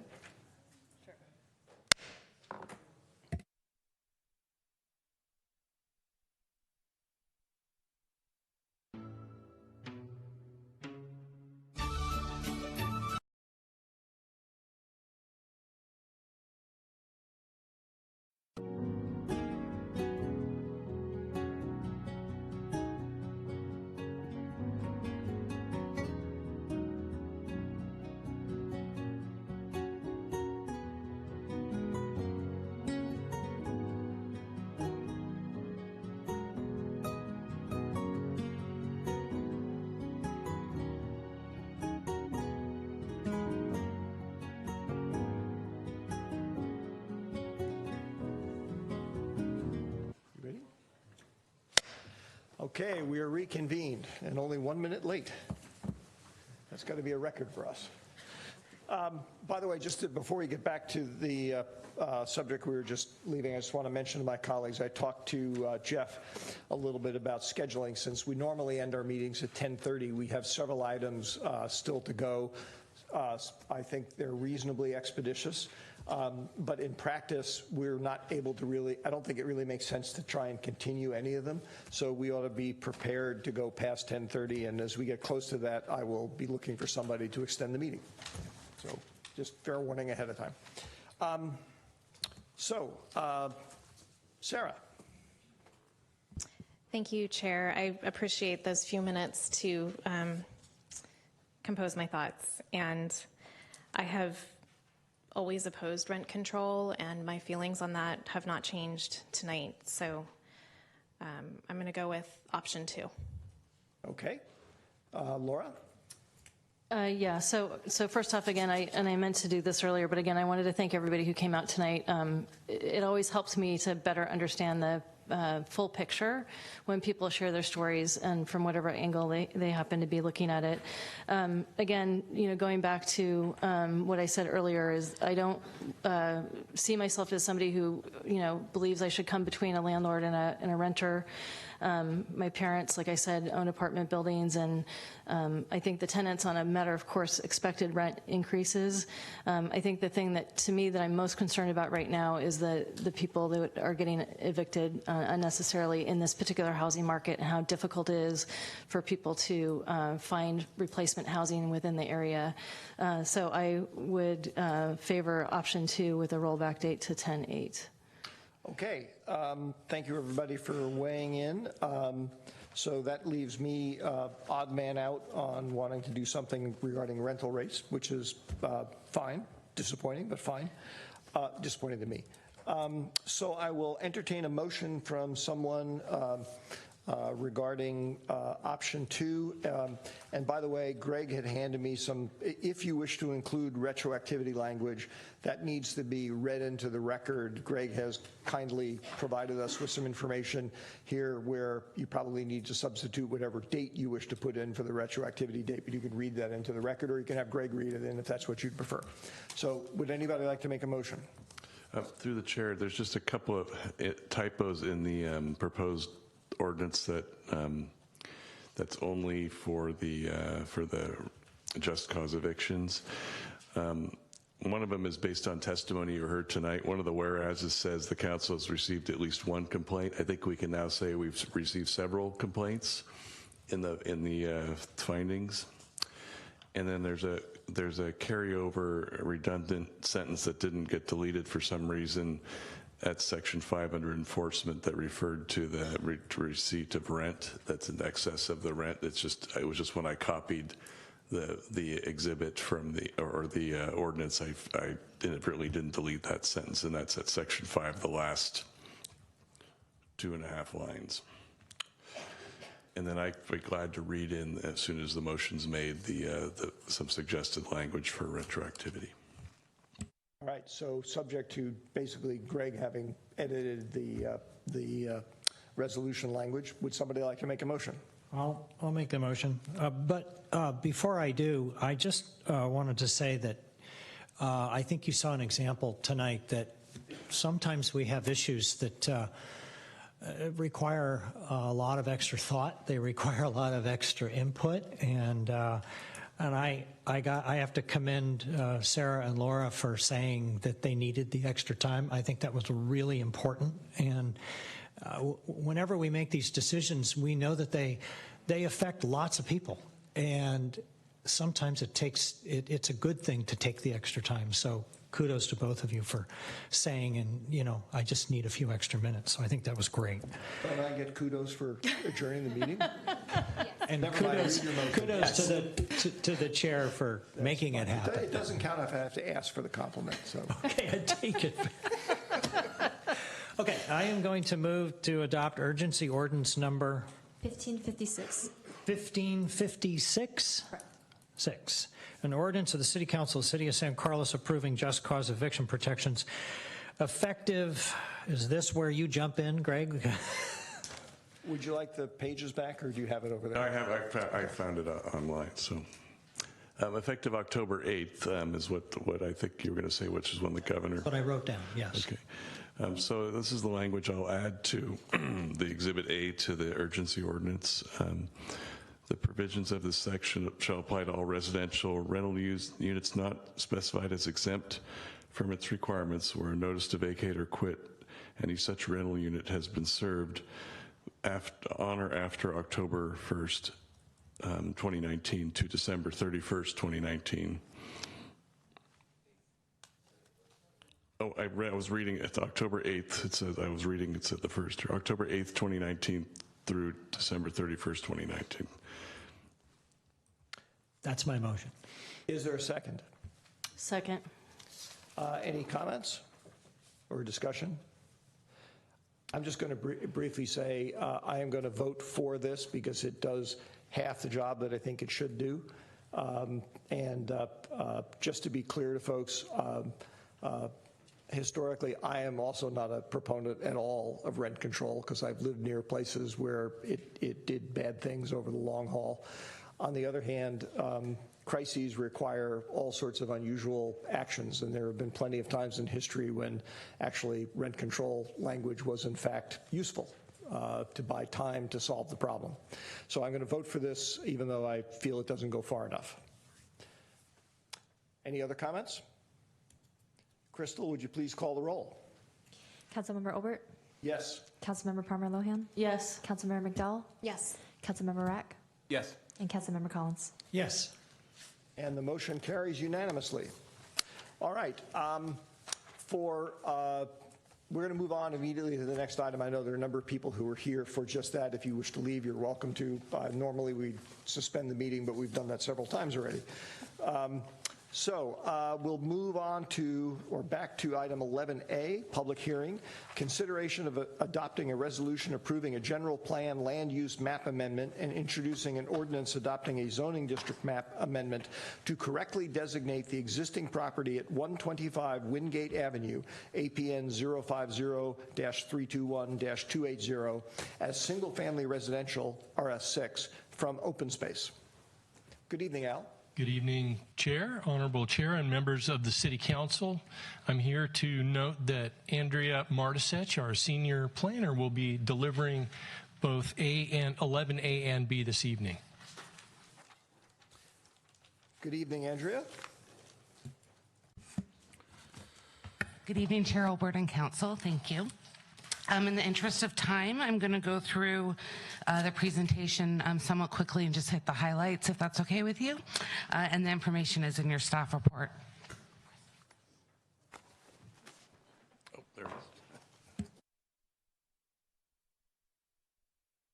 As you mentioned, this request is for a general plan and zoning map amendment at 125 Wingate Avenue, changing the designation from open space to single-family residential. This lot is about 1 acre in size, 1.2 acres, and there's an existing single-family residence on site.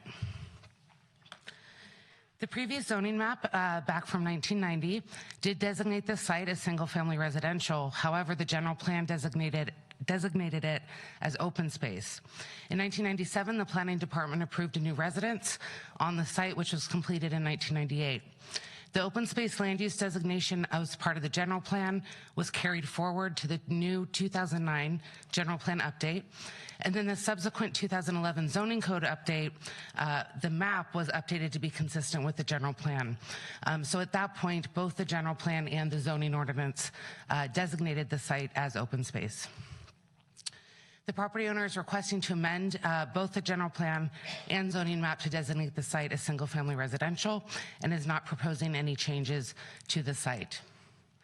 The open space designation throughout the city really applies to undeveloped parks, to trails, water areas, and wildlife habitat, and it does not allow single-family residential as a use at all.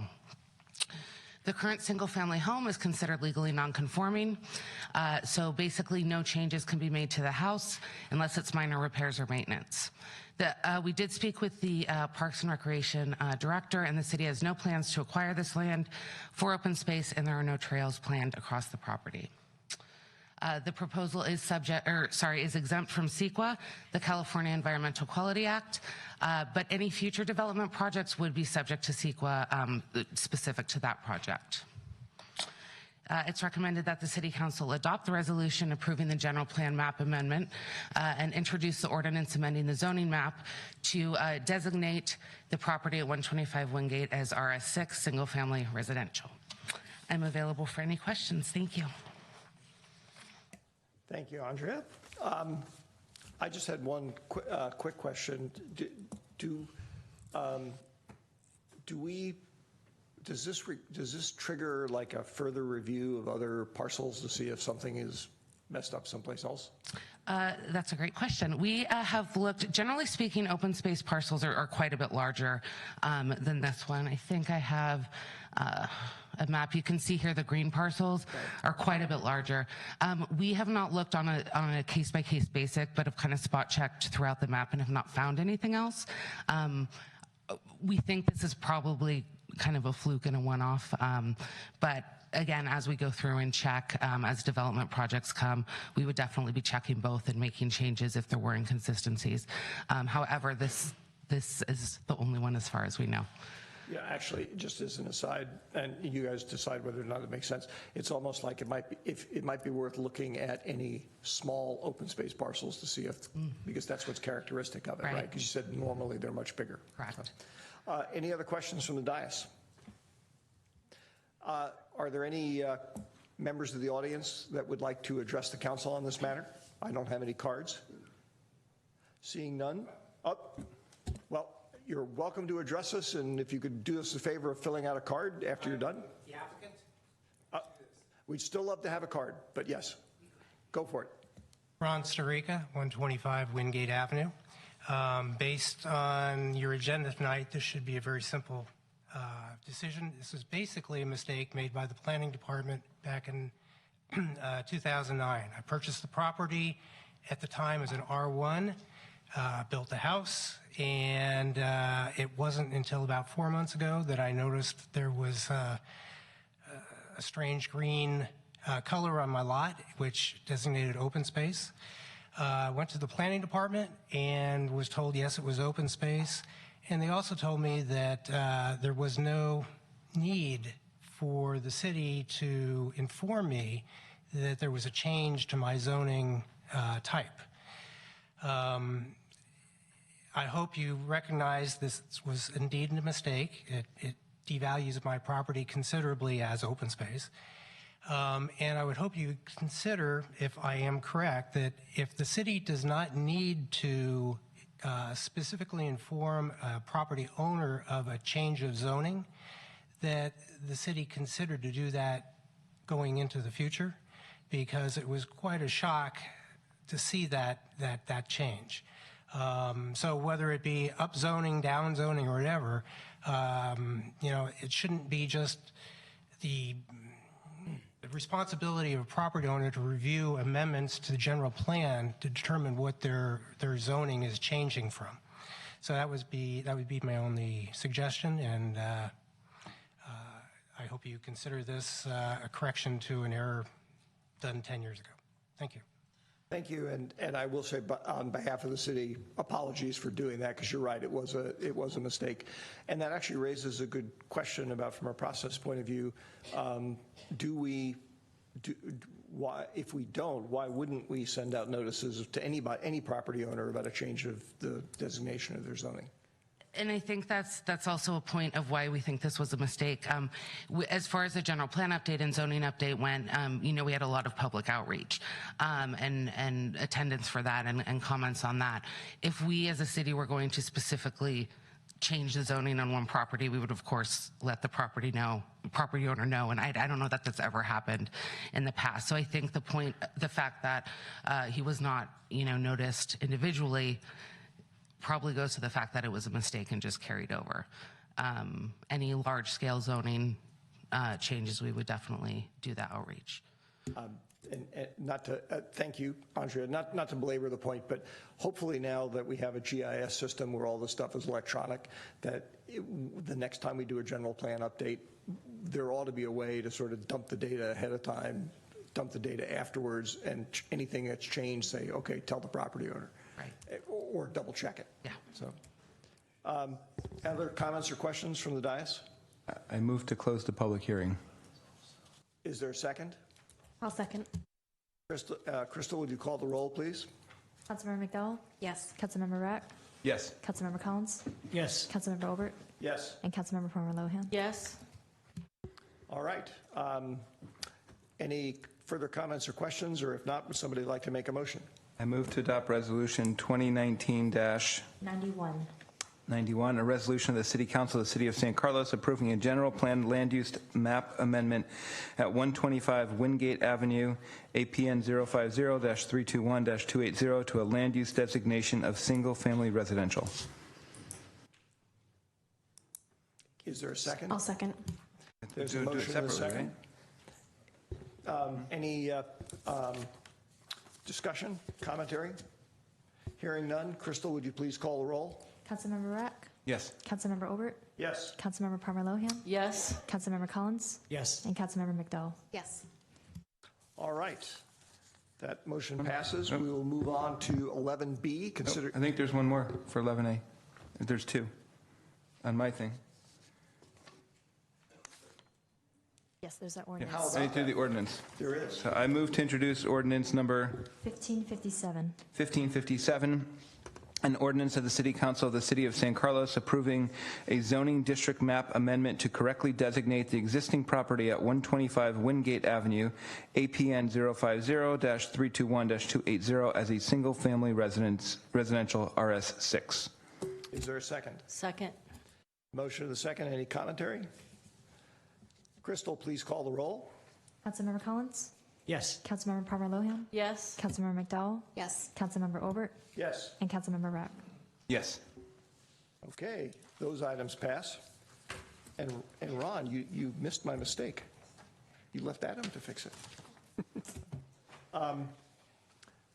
11B, consideration of adopting a resolution approving a general plan map amendment and introducing an ordinance adopting a zoning district boundary map amendment to allow pre-zoning and annexation, and consider a resolution making a determination of property tax exchange between the County of San Mateo and City of San Carlos for the property located at 252 Club Drive, APN 049-050-050. Chair Olbert, can I ask that we extend the meeting now so we don't in between? What would you like to extend it to? Till 11 p.m.? Is there a second? Yes, second. All in favor? Aye. Any opposed? Fine. We're here till 11. Andrea. Thank you. Thank you, Chair Olbert and council members. Again, I'll try to move through this fairly quickly. This is a consideration of a pre-zoning general plan amendment, zoning district boundary amendment, and authorization of a property tax exchange to allow the property at 252 Club Drive to annex into the City of San Carlos. The general plan amendment request would be for single-family low density, 3 dwelling units per acre designation. And the zoning district boundary amendment pre-zoning would be for RS3 single-family residential low density. And this property is shown on the map with a star. Perhaps better to see here, the star represents the property in question. All of the area in the beige represent properties that are located within the City of San Carlos, and those that are white are in unincorporated San Mateo County. This is an established single-family residential neighborhood, and both neighbors on either side, as well as those across the street, are within the City of San Carlos. The property in question is also within the City of San Carlos sphere of influence, or SOI, which references a formal outlined future boundary of the city, and all cities throughout the state of California have these spheres of influence. In March 2009, the city entered into an outside sewer service agreement with this property. The septic on the property had failed and been declared a public health threat. As a condition of approval to that, the property cannot be further subdivided and must apply for annexation and pre-zoning within 5 years. And so that is the process they're going through this evening. On October 21st, the Planning Commission reviewed and recommended approval for the general plan amendment and zoning district boundary amendment. In terms of the process, they've spoken both with the county as well as LAFCO, which is the agency that oversees annexations. As I mentioned, they went to the Planning Commission, and this evening you're considering the pre-zoning and general plan amendment, as well as the property tax exchange between the city and the county. If this is approved, the ultimate approval for the annexation would be by LAFCO. This would involve another public hearing once approval by both the city and the county are complete. The general plan amendment, there's several policies which are outlined in the resolution. This project is found to comply with all of those, including the policy that a CEQA evaluation is prepared. One was prepared for this project, and the project was found to be exempt from CEQA. In terms of the zoning district boundary amendment, there's 3 required findings. Again, all of these are listed within the proposed ordinance. Staff does believe that this project complies with all 3 findings. The proposal meets all of the requirements for pre-zoning and annexation.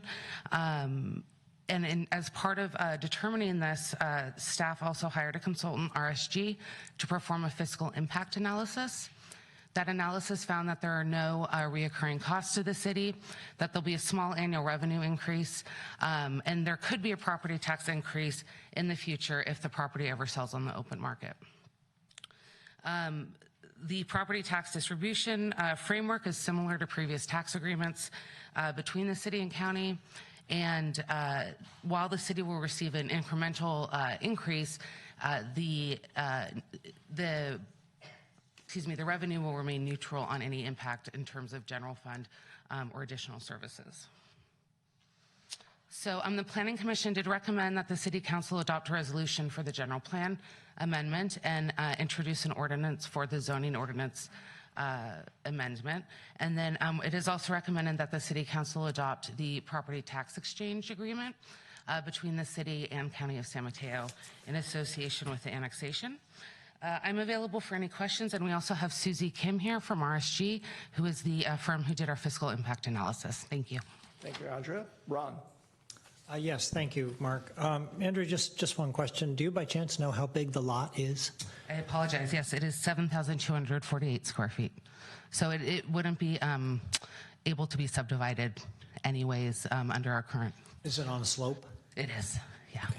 Thank you. Any other questions from the dais?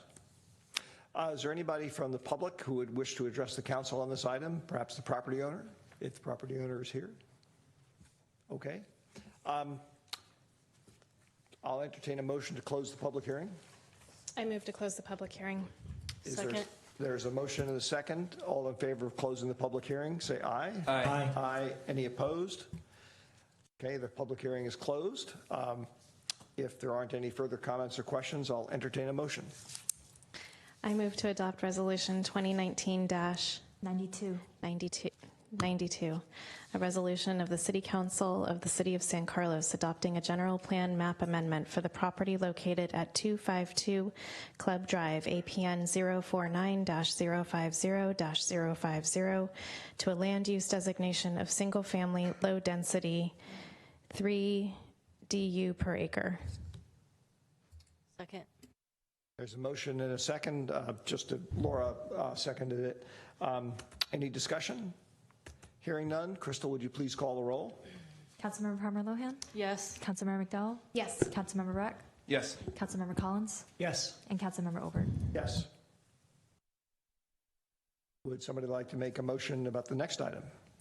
I move to introduce ordinance number 1558. 1558, an ordinance of the City Council of the City of San Carlos adopting a zoning district boundary map amendment for the property located at 252 Club Drive, APN 046-050-050, to allow for pre-zoning of the property to RS3, single-family low density. I'm going to jump in here. I think I want to have staff confirm. I think that APN number is wrong. It's inconsistent with the other two APN numbers in the bracketing items. Correct. The correct APN number is 049050050. Would you be willing to accept that as an amendment to your motion? Yes. Okay. Is there a second? Second. Motion and second. Any discussion? Hearing none. Crystal, would you please call the roll? Councilmember Obert? Yes. Councilmember Palmer Lohan? Yes. Councilmember McDowell? Yes. Councilmember Rack? Yes. And Councilmember Collins? Yes. Who would like to step forward to make the next motion?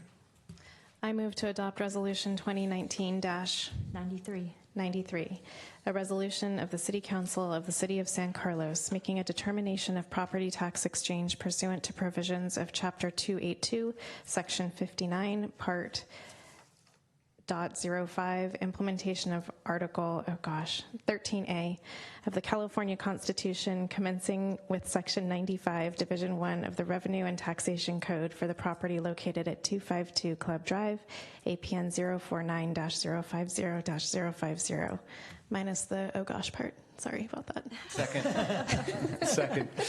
No, I kind of like the oh gosh part. Any discussion? Crystal, would you please call the roll? I'm sorry, I didn't catch who seconded. Adam did. Thank you. Councilmember Collins? Yes. Councilmember McDowell? Yes. Councilmember Palmer Lohan? Yes. Councilmember Rack? Yes. And Councilmember Obert? Yes. Sarah, that's a very famous article of the Constitution. You'll see a lot. All right. That brings us to item 12A, and I believe we're about to lose one of our colleagues. Yes, so we'll not do the reflections part. Oh.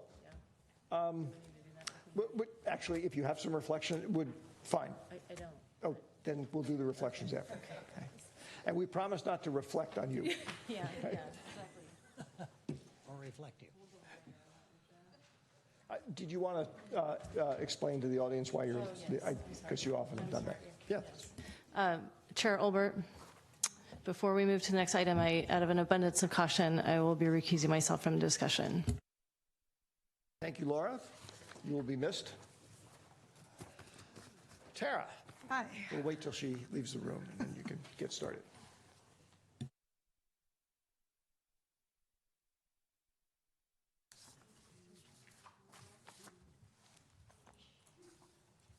Just to reintroduce myself, Tara Peterson, Assistant City Manager. We have before you this evening the Community Foundation endowment. We're bringing this back to council after receiving some direction from you at the last council meeting that provided some guidance on the agreement.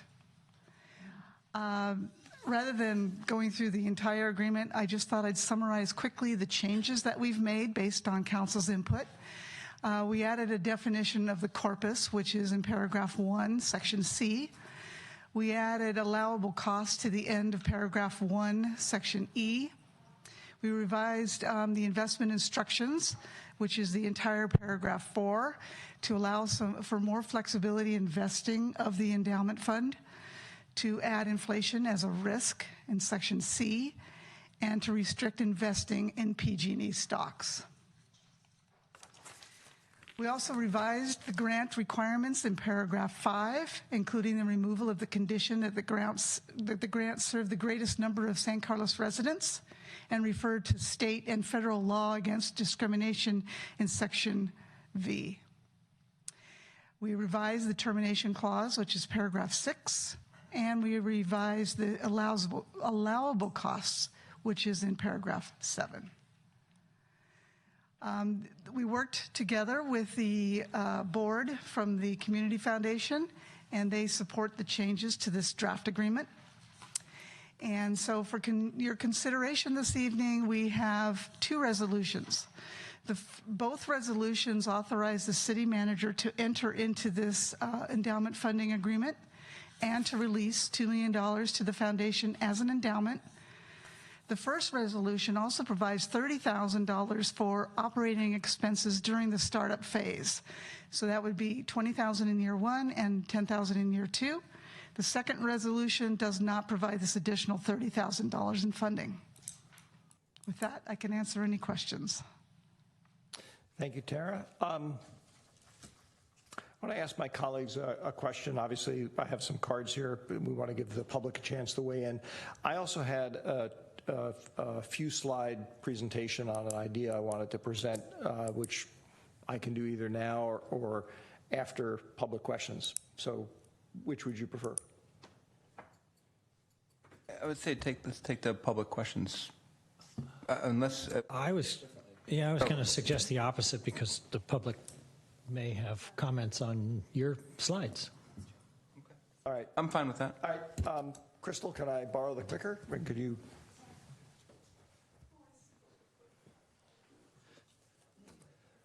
Don't throw it at me because I won't be able to catch it, I'm sure. Yeah, throw it to Ron. He might get it. Okay. So I'll go through this quickly in the spirit of trying to save time. This is an issue that occurred to me after our last meeting based on some things I was reading in the local press. And basically, as you'll see, I'm suggesting that we include a requirement for financial audits as a condition precedent on making the endowment grant. This isn't about trust. If we didn't trust the foundation staff, if I didn't trust the foundation staff, I wouldn't grant them the endowment. This is solely about maintaining trust as the foundation grows and evolves. And the reason that I'm thinking of this, as I mentioned, there were a couple of recent events in San Bruno involving PTA organizations, but a very quick Google search just of the San Mateo Daily Journal's archives over the last, most of these are the last 10 years, turned up a bunch of embezzlement issues that had to do with, and these are not the only ones. I left out private corporations and whatnot. These are all PTAs, government agencies, sort of informal organizations. One of which, those of us like Ron and I who were here for a while will remember, was the Mosquito Abatement District, which San Carlos The only reason the community even found out about that was because of a San Carlos resident who was on their oversight board noticed that something was wrong. So what's at risk for if you don't have a financial audit requirement? The foundation's reputation if something goes wrong. By extension, the city's reputation if something goes wrong. And more broadly, I would argue the philanthropic marketplace in San Carlos. You can end up turning off in people's minds the idea of donating if there's some problem that occurs with misuse of funds. Interestingly, California law requires financial audits when a foundation is large enough. Now, it won't be a number of years, unfortunately, until this foundation that I hope we will endow tonight is large enough to worry about this. But for example, the Ed Foundation reached that point a few years ago, and they actually have to do financial audits to be compliant with California law. And there are other restrictions as well. So this is hardly an out-of-the-envelope kind of situation. What's the cost? Very rough estimate, probably something in the order of $5,000 to $10,000 as a guesstimate for hiring an outside auditor. Personally, I'd be willing to either have the city pay for that directly for the first few years, just because I think it's important, or to allow the use of endowment income in later years, basically make it an allowable expense. It involves making financial records available to the auditor, but the foundation's already agreed to do that as a result of their commitment to transparency. They also need to have written policies governing how money is handled, but they've agreed to do that and have done that already to demonstrate their fiscal prudence. One thing that is new is that you probably have to answer auditor questions. That's a burden. I don't think it's a terribly significant one. So why not do it? It's not a guarantee. As I mentioned, there are corporations that have been the victims of embezzlement, even though they have internal audit departments. But it strengthens the image of the foundation. It shows reasonable due diligence on the part of the city. And if it turns out that the requirement is too big of an impact for the foundation as it grows, or because it may be growing more slowly, then we can revisit it. So that's what I had wanted to share with you guys. So I have, as I mentioned, a bunch of public speaking cards. I'll call people up. Once again, there are timers and countdowns and warning lights and all that stuff. We'll give everybody 2 minutes. We'll start off with Ken Castle. Good evening, Ken, again.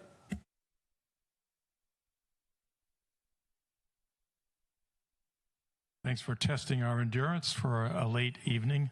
I think the council is well aware of my position on the use of this PG&E restitution money.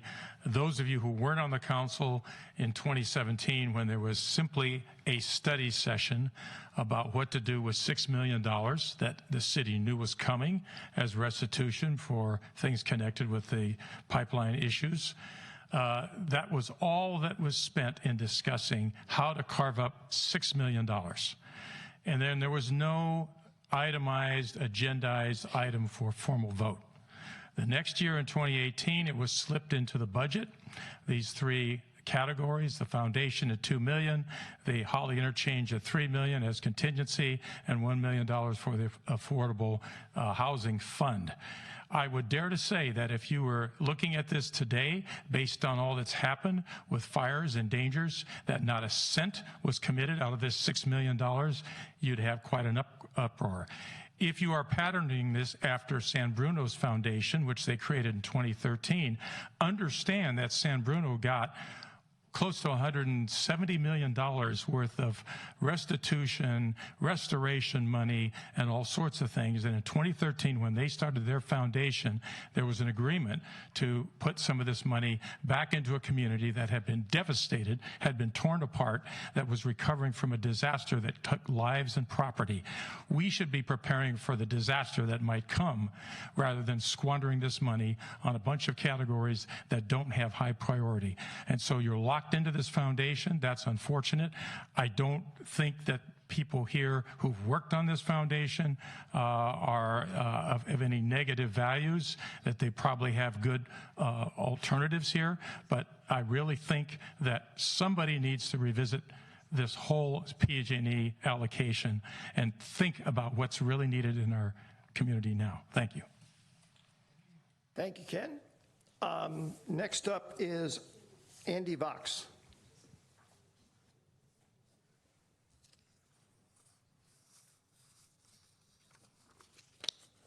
Good evening, Andy. Hi, I'm back. Ken expressed a concern similar to the one I have. I get a disconnect when I see the allocation of PG&E settlement money to a non-public safety purpose. In fact, none of the purposes discussed for use of that money related to public safety. And, you know, obviously, as a resident of the Hills, it's top of mind for the third of the city that lives there. And it's great to do charitable giving, but to me, I look at that as something you do when you can. We still have unmet safety needs.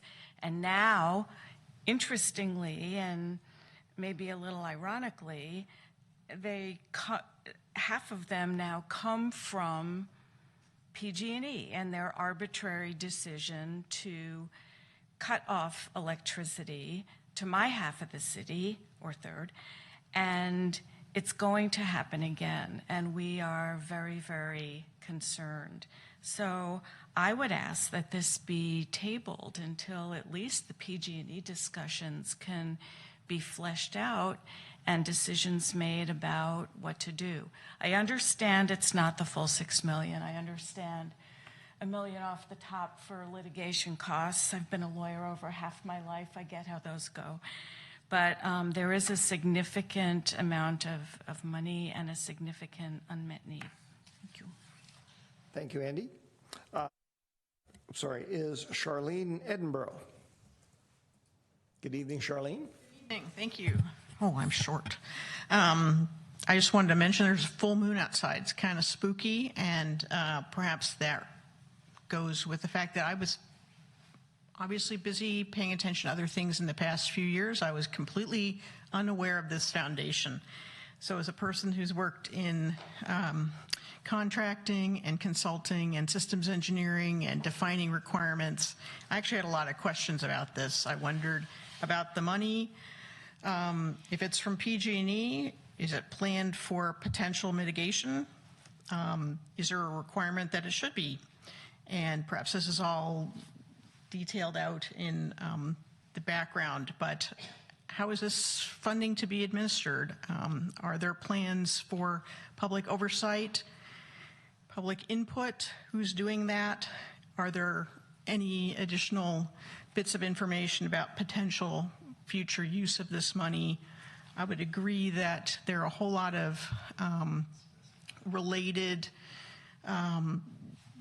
potential PG&E issues that this money could go toward, and I would agree that this topic should, of going ahead with this foundation money as currently thought about, that this be tabled until there's further input and thought about that and specifications. Thank you. Thank you. Charlene, sorry. Next up is Jessica Yang. Good evening, Jessica.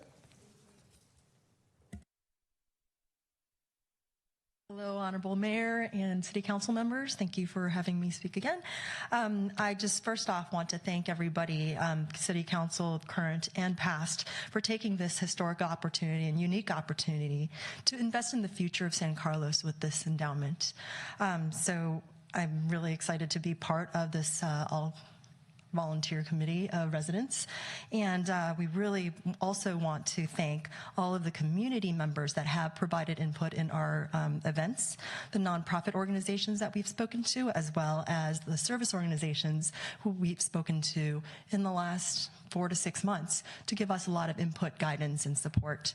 And I also do want to share a quick update with everyone. Since the last City Council meeting, we have had our second open community board, Community Foundation board meeting, and we will be pursuing an official name change to the Community Foundation of San Carlos. Thank you guys for your guidance, as well as some of the community members' concerns on the name. We definitely want to make sure that this is the organization that's built for and of the community. Thank you. Thank you, Jessica. And last but certainly not least, Mayor Johnson.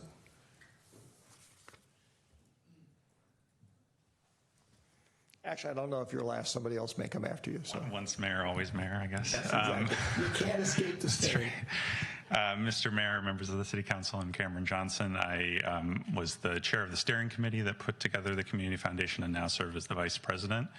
I just want to come here and say thank you. I think this is a historic opportunity for our city.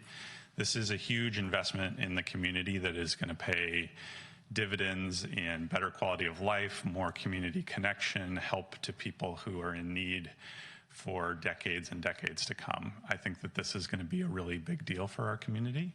And it takes a lot of leadership and courage every time you try to do something like this, where there's a big piece of money and there's an existing set of organizations and existing order.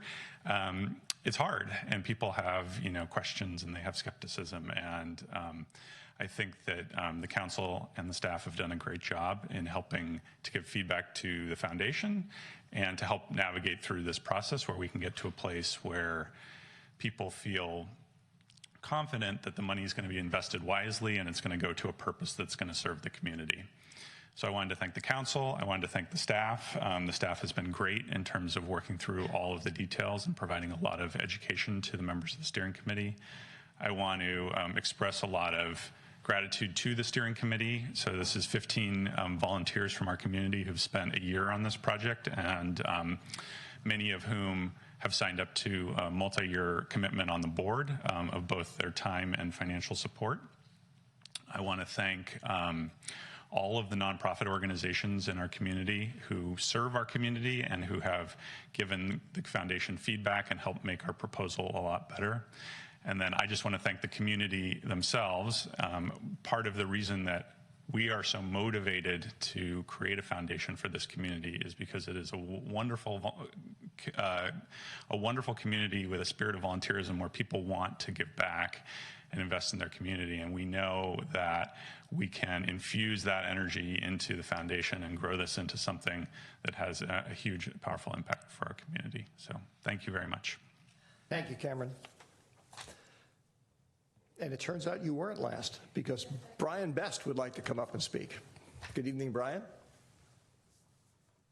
Good evening.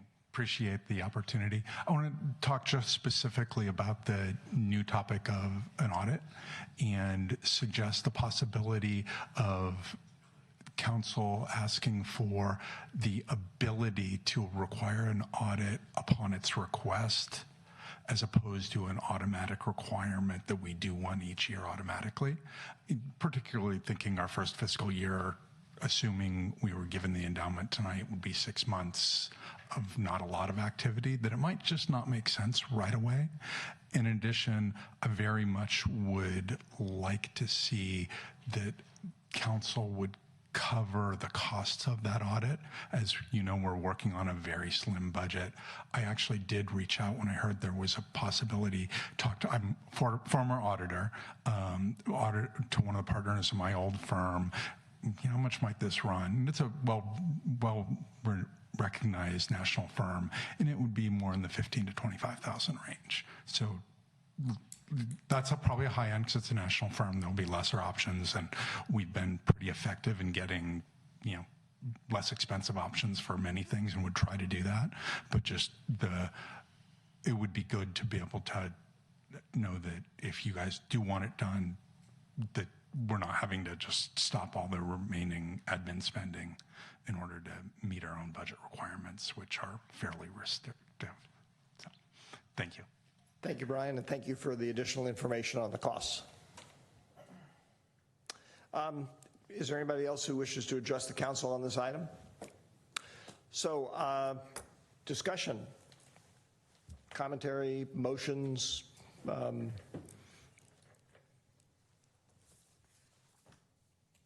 I have a question for the foundation, if that's okay. Sarah. Jessica, I think this is for you, or maybe Brian. At our, I'll wait for you to come up.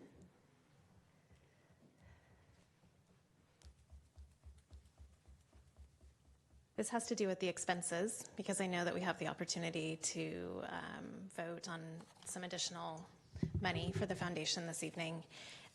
So in year one, the request is $20,000, and in year two is $10,000. And in September, when the foundation presented, there was this chart of expenses. Okay. So your 2019-2020 expenses were about $16,800. Is that still approximately correct? Have those numbers changed? Approximately the same. Sorry, I can't read. Oh, okay. It's just very small.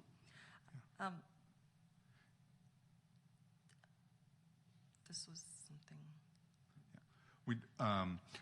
We'd been operating under roughly 20 and 20 as we've broken it out. There'll be some timing differences between the two, which year it gets allocated into from first year to second year. The city staff had recommended cutting down our $40,000 request to 30, and so that's what you have in front of you. Okay. And we'll figure out the rest. So. Okay. Thank you. I have one follow-up question. Also from the documents from September 23rd, there was this list of documents supporting exempt organization application. And I think that there was a request for several of the documents that were missing. And staff told me it was this Foundation's marketing and fundraising plan, the statement on extent of fundraising, SCCF grants policy, initial grant application. And I was told that when I followed up on getting those documents following the meeting, that those were going to be updated by the foundation and then sent back to us. So I'm wondering if you have, or may open for public review or, whatnot. Do you have a timeline when those documents will be ready? I'm asking because the community has continued to ask for them. It's definitely something that we definitely want to start working on very, very quickly. As you know, we've only had our second board meeting. We just officially elected the members of the committee, nominated and secured them into the committee, and we wanted the committee members to actually be able to draft what will ultimately be our operating policies. And so that includes the fundraising. We actually just formed that committee as of the 6th of November. The grants committee we just designated our 2 co-chairs to run that. And we're learning right now from San Bruno Community Foundation on how they're running their grants program. So we're in the process of learning and building. And so those documents, as soon as they're available, will be available for public review. So these documents, the documents that were submitted, they're no longer what you're working, they're going to change. Okay. Okay.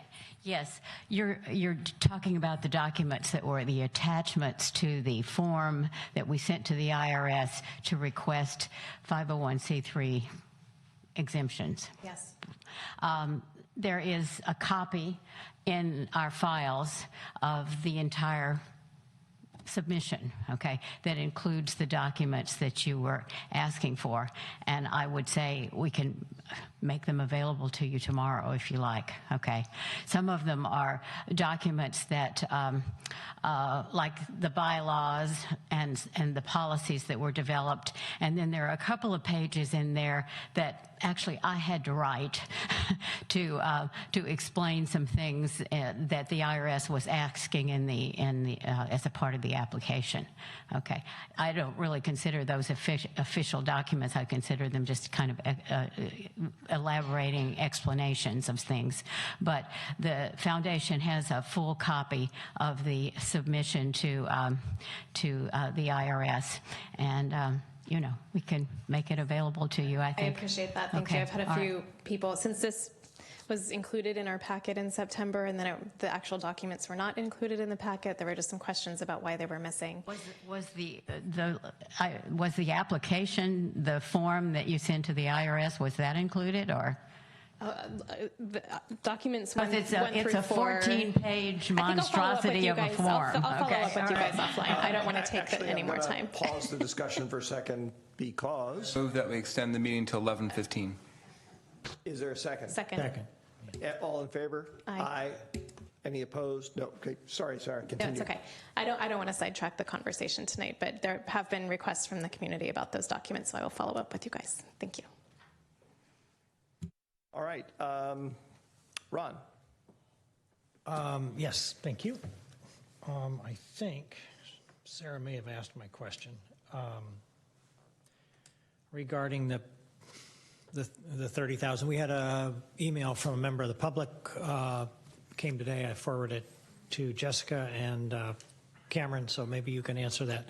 Specifically, they wanted to know exactly how 30,000 going to be spent, but I think you pretty much answered that, right? Okay. So that was, and I think they had one other that I wanted to just look at, but it was regarding all the document disclosure, and Sarah asked that question, so I'm fine. Adam.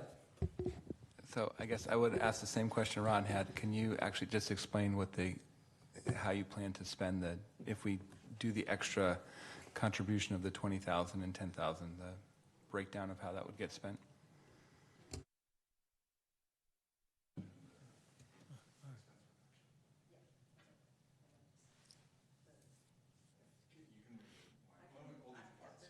She can read the line items better than I can read. But the primary idea behind the $30,000 is we're operating with basically a $20,000 a year budget. And in order to make sure we don't dive into spending just for basic operating expenses of doing a tax return, the $2 million, this kind of helps keep that aside. We've agreed not to charge anything to the corpus of the fund for expenses with this money coming in for the first year, and have limited what we could do in the second year. And that's part of the revised agreement was the expenses will be reduced by this amount. And so it's a way to keep the $2 million and still have us with enough, given our volunteer staff, to still keep the lights on. And then for year two, I guess I'm hoping you're just going to raise a lot of money and not have to. So I guess I'm a little more concerned about sort of perpetuating the funding coming. I get year one, but I mean, I'd be more inclined to look at. Adam, I'm not sure your mic is picking up. Oh, it's on? I'm not speaking close enough to it, apparently. Looking down here. So I think for me, I'm a little concerned about this sort of we keep giving funds. So I would prefer, from my end, to maybe look at the first year and not do the second year funding. Hoping you're successful. I think the idea was that you would be doing this as a one-time item, that you would be covering our first year's operating expenses, and part of second year, you're putting us on a short leash and making us execute and raise some money, and we'll have to do some, even though we're not going to be actively out there. We will have to raise some. I guess where I get confused is where this short leash comes from. If we're planning on spending $20,000 next year, but we have and do you feel like you're being limited in terms of the amount of money you're able to raise? No. Okay, so I mean, you could go raise, right, but you could go raise $200,000 in the next 6 months at that, right, potentially, and then be able to give grants and do some things and do those things. And our fundraising budget for year one was a very modest $30,000. I think we'll beat that. And we've said we're not going to do any aggressive marketing campaigns to the city in the first year. We're gonna try to grow slowly and not be actively doing campaigns. So we're not. I'd encourage you to just raise more money and not feel limited by what you're doing. I think that's the wrong approach from the community. Any other questions or comments? Anybody want to make a motion? Sorry, I have one question. One comment on Adam's, the second year funding. I'm wondering if we could approve it tonight, but maybe we could review how the expenses were spent with the 20,000, bring it back. It's approved, but maybe we can take a look before the second tranche is released. Can we add that in? Is there interest in adding that in? Maybe it's not even necessary if you guys do a good job fundraising. Maybe those $10,000. I think that can certainly be added to proposed as part of a motion, and you could even go further. I mean, somebody could even go further if they wanted to, and just say that we're only actually approving tonight the first year's funding, and we can always approve more funding next year. I mean, we don't have to there's advantages to the foundation, obviously, for committing to make the commitment, the funding for next year, but that's not binding on us. It's what the council is comfortable doing. I think that's cleaner, and to me, that sort of motivates more work on year 2 for the foundation to raise money and be self-sufficient. And maybe we could have the language say up to 10,000 the next year, or up to 20. In other words, if it's not all needed, it's not all given. If the motion only covers the first year, then the second year could be whatever the second year is. But you're right, if you wanted to do one that covered both years, you could do that language too. So is there a motion somebody would like to make? Can I just ask, you talked about, I know, Chair Olbert, about the audit piece. Did you want to get any thoughts on that or not? I don't want to, I know because it was brought up, and I just want to get your thoughts on the comment from the public as well. I would, I obviously welcome comments and discussion about it. It's, you know, I'm a big supporter of the foundation, the concept behind it. I really admire the people who are doing the work and all time commitment they made to it, and all the time I've spent at Pete's having them educate me on what they're doing, and I've been very impressed with it. But I have to say, some of the things that I read recently that caused me to do that research that I shared with you, it's a concern to me. So I don't know, it may not be a concern to anybody else, or it may not be a sufficient concern that they feel the need to do anything about it. But yeah, if you want to talk about it, that'd be fine. I guess I'd be interested in your idea, your feedback on the audit by request versus mandated audit. Well, let me actually, if I'm going to respond to the other thing that Brian mentioned, because I had mentioned it as well. Whatever the cost ends up reasonably being, whether it's 5 to 10 or 15 to 20 or whatever, certainly in the first year, I don't want to hamstring the foundation that way. Okay, so I personally would be willing to, I don't like giving people blank checks, so we'd have to put a number in there of some kind, but I personally would be willing to commit city funds to make sure that got done. If it got done at the end of the first the first fiscal year, if you will, of the foundation, so it's not 6 months in, I'd be fine with that too. I am a little bit less enamored of the idea of on-demand. It's certainly better than nothing, but on-demand auditing puts us as the city and city staff in the position of they sort of have to monitor what's going on and say, gee, is there something that we want to trigger an audit about? And my instinct tells me that that's probably, where the stories of the old stories about the horse already being out of the barn, that's probably where it comes in. So I would be more comfortable with something that was just regularly scheduled, as I said, maybe 12 months out rather than do it on a calendar year basis, and certainly pay for it out of city funds for the first few years. I don't know if that answers your question, but that's kind of where I'm coming from. Yes, thank you. That's Let me ask this. Is this something that we could implement on an annual review, like on a first year review? I'm not sure what you mean by implement. In other words, this regular audit, this fiscal audit, or do you think it's necessary to be baked into the agreement now? Oh. Or would you like to see it baked into the agreement now, or is it something that we could make a decision on when it comes time to review it next year, or review the request for more funds?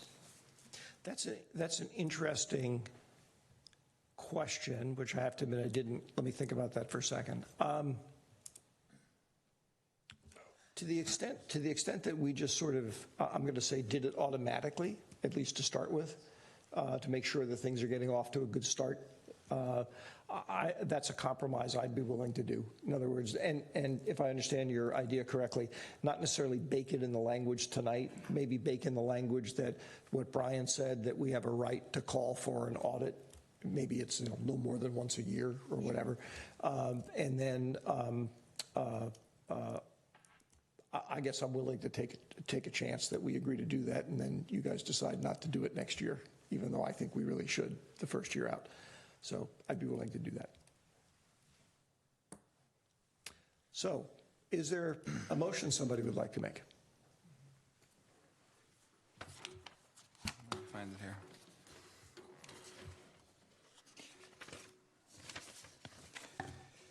Okay.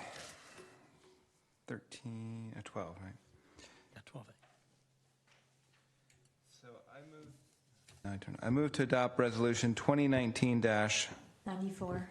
A resolution of the City Council of the City of San Carlos authorizing the city manager to execute an endowment fund agreement with the San Carlos Community Foundation, authorizing the transfer of $2 million as an endowment to the San Carlos Community Foundation, and authorizing the appropriation of a grant in the amount of $20,000 to the Community Foundation for operating expenses during its first year. And then and to amend the language to include an audit by request for the city no more than once per year. And I think, and you may not have meant to do this, but are you willing to have the city pay for the audit? That was the other point Brian brought up. You don't have to. It's your motion. Yes. Okay. And do you need me to add that to the motion, or your? As long as you say that you wanted to add it to the motion. And add that to the motion as well. I do have, before I ask if there's a second, I have one procedural question. Greg, as Adam was reading that, what I don't recall seeing in there was an execution of the endowment agreement as presented. So is that implicit, or? You're authorizing Jeff to sign an agreement with in the form that's been presented to you, plus this additional language. It's late, you're right. I just noticed that. Is there a second? I'll second. There's a motion and a second. Any comments or discussion? Yes. Go. Okay. Just quickly, I think the messages, I think, from tonight is you can always do more outreach. There's always people that wake up, yesterday and discover that we now have a community foundation. So I think that outreach is going to be ongoing. But I want to just speak for a minute about the context of what we did and why we did it. You got to go, if you go back a couple years, I don't know if it was 2 or 3 years ago, when this lawsuit happened with PG&E.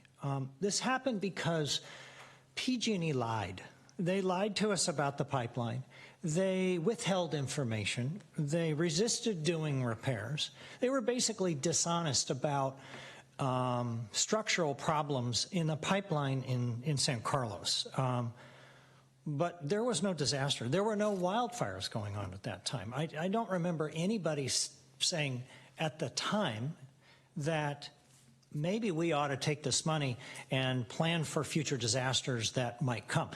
Now, maybe we should have thought about it, and I will admit that could have been a good discussion. But I offered that as sort of a partial explanation as to why we did what we did when we did it. And I think Cameron might agree with me that that set of circumstances existed at that time. Now, in San Bruno, obviously, they had an explosion.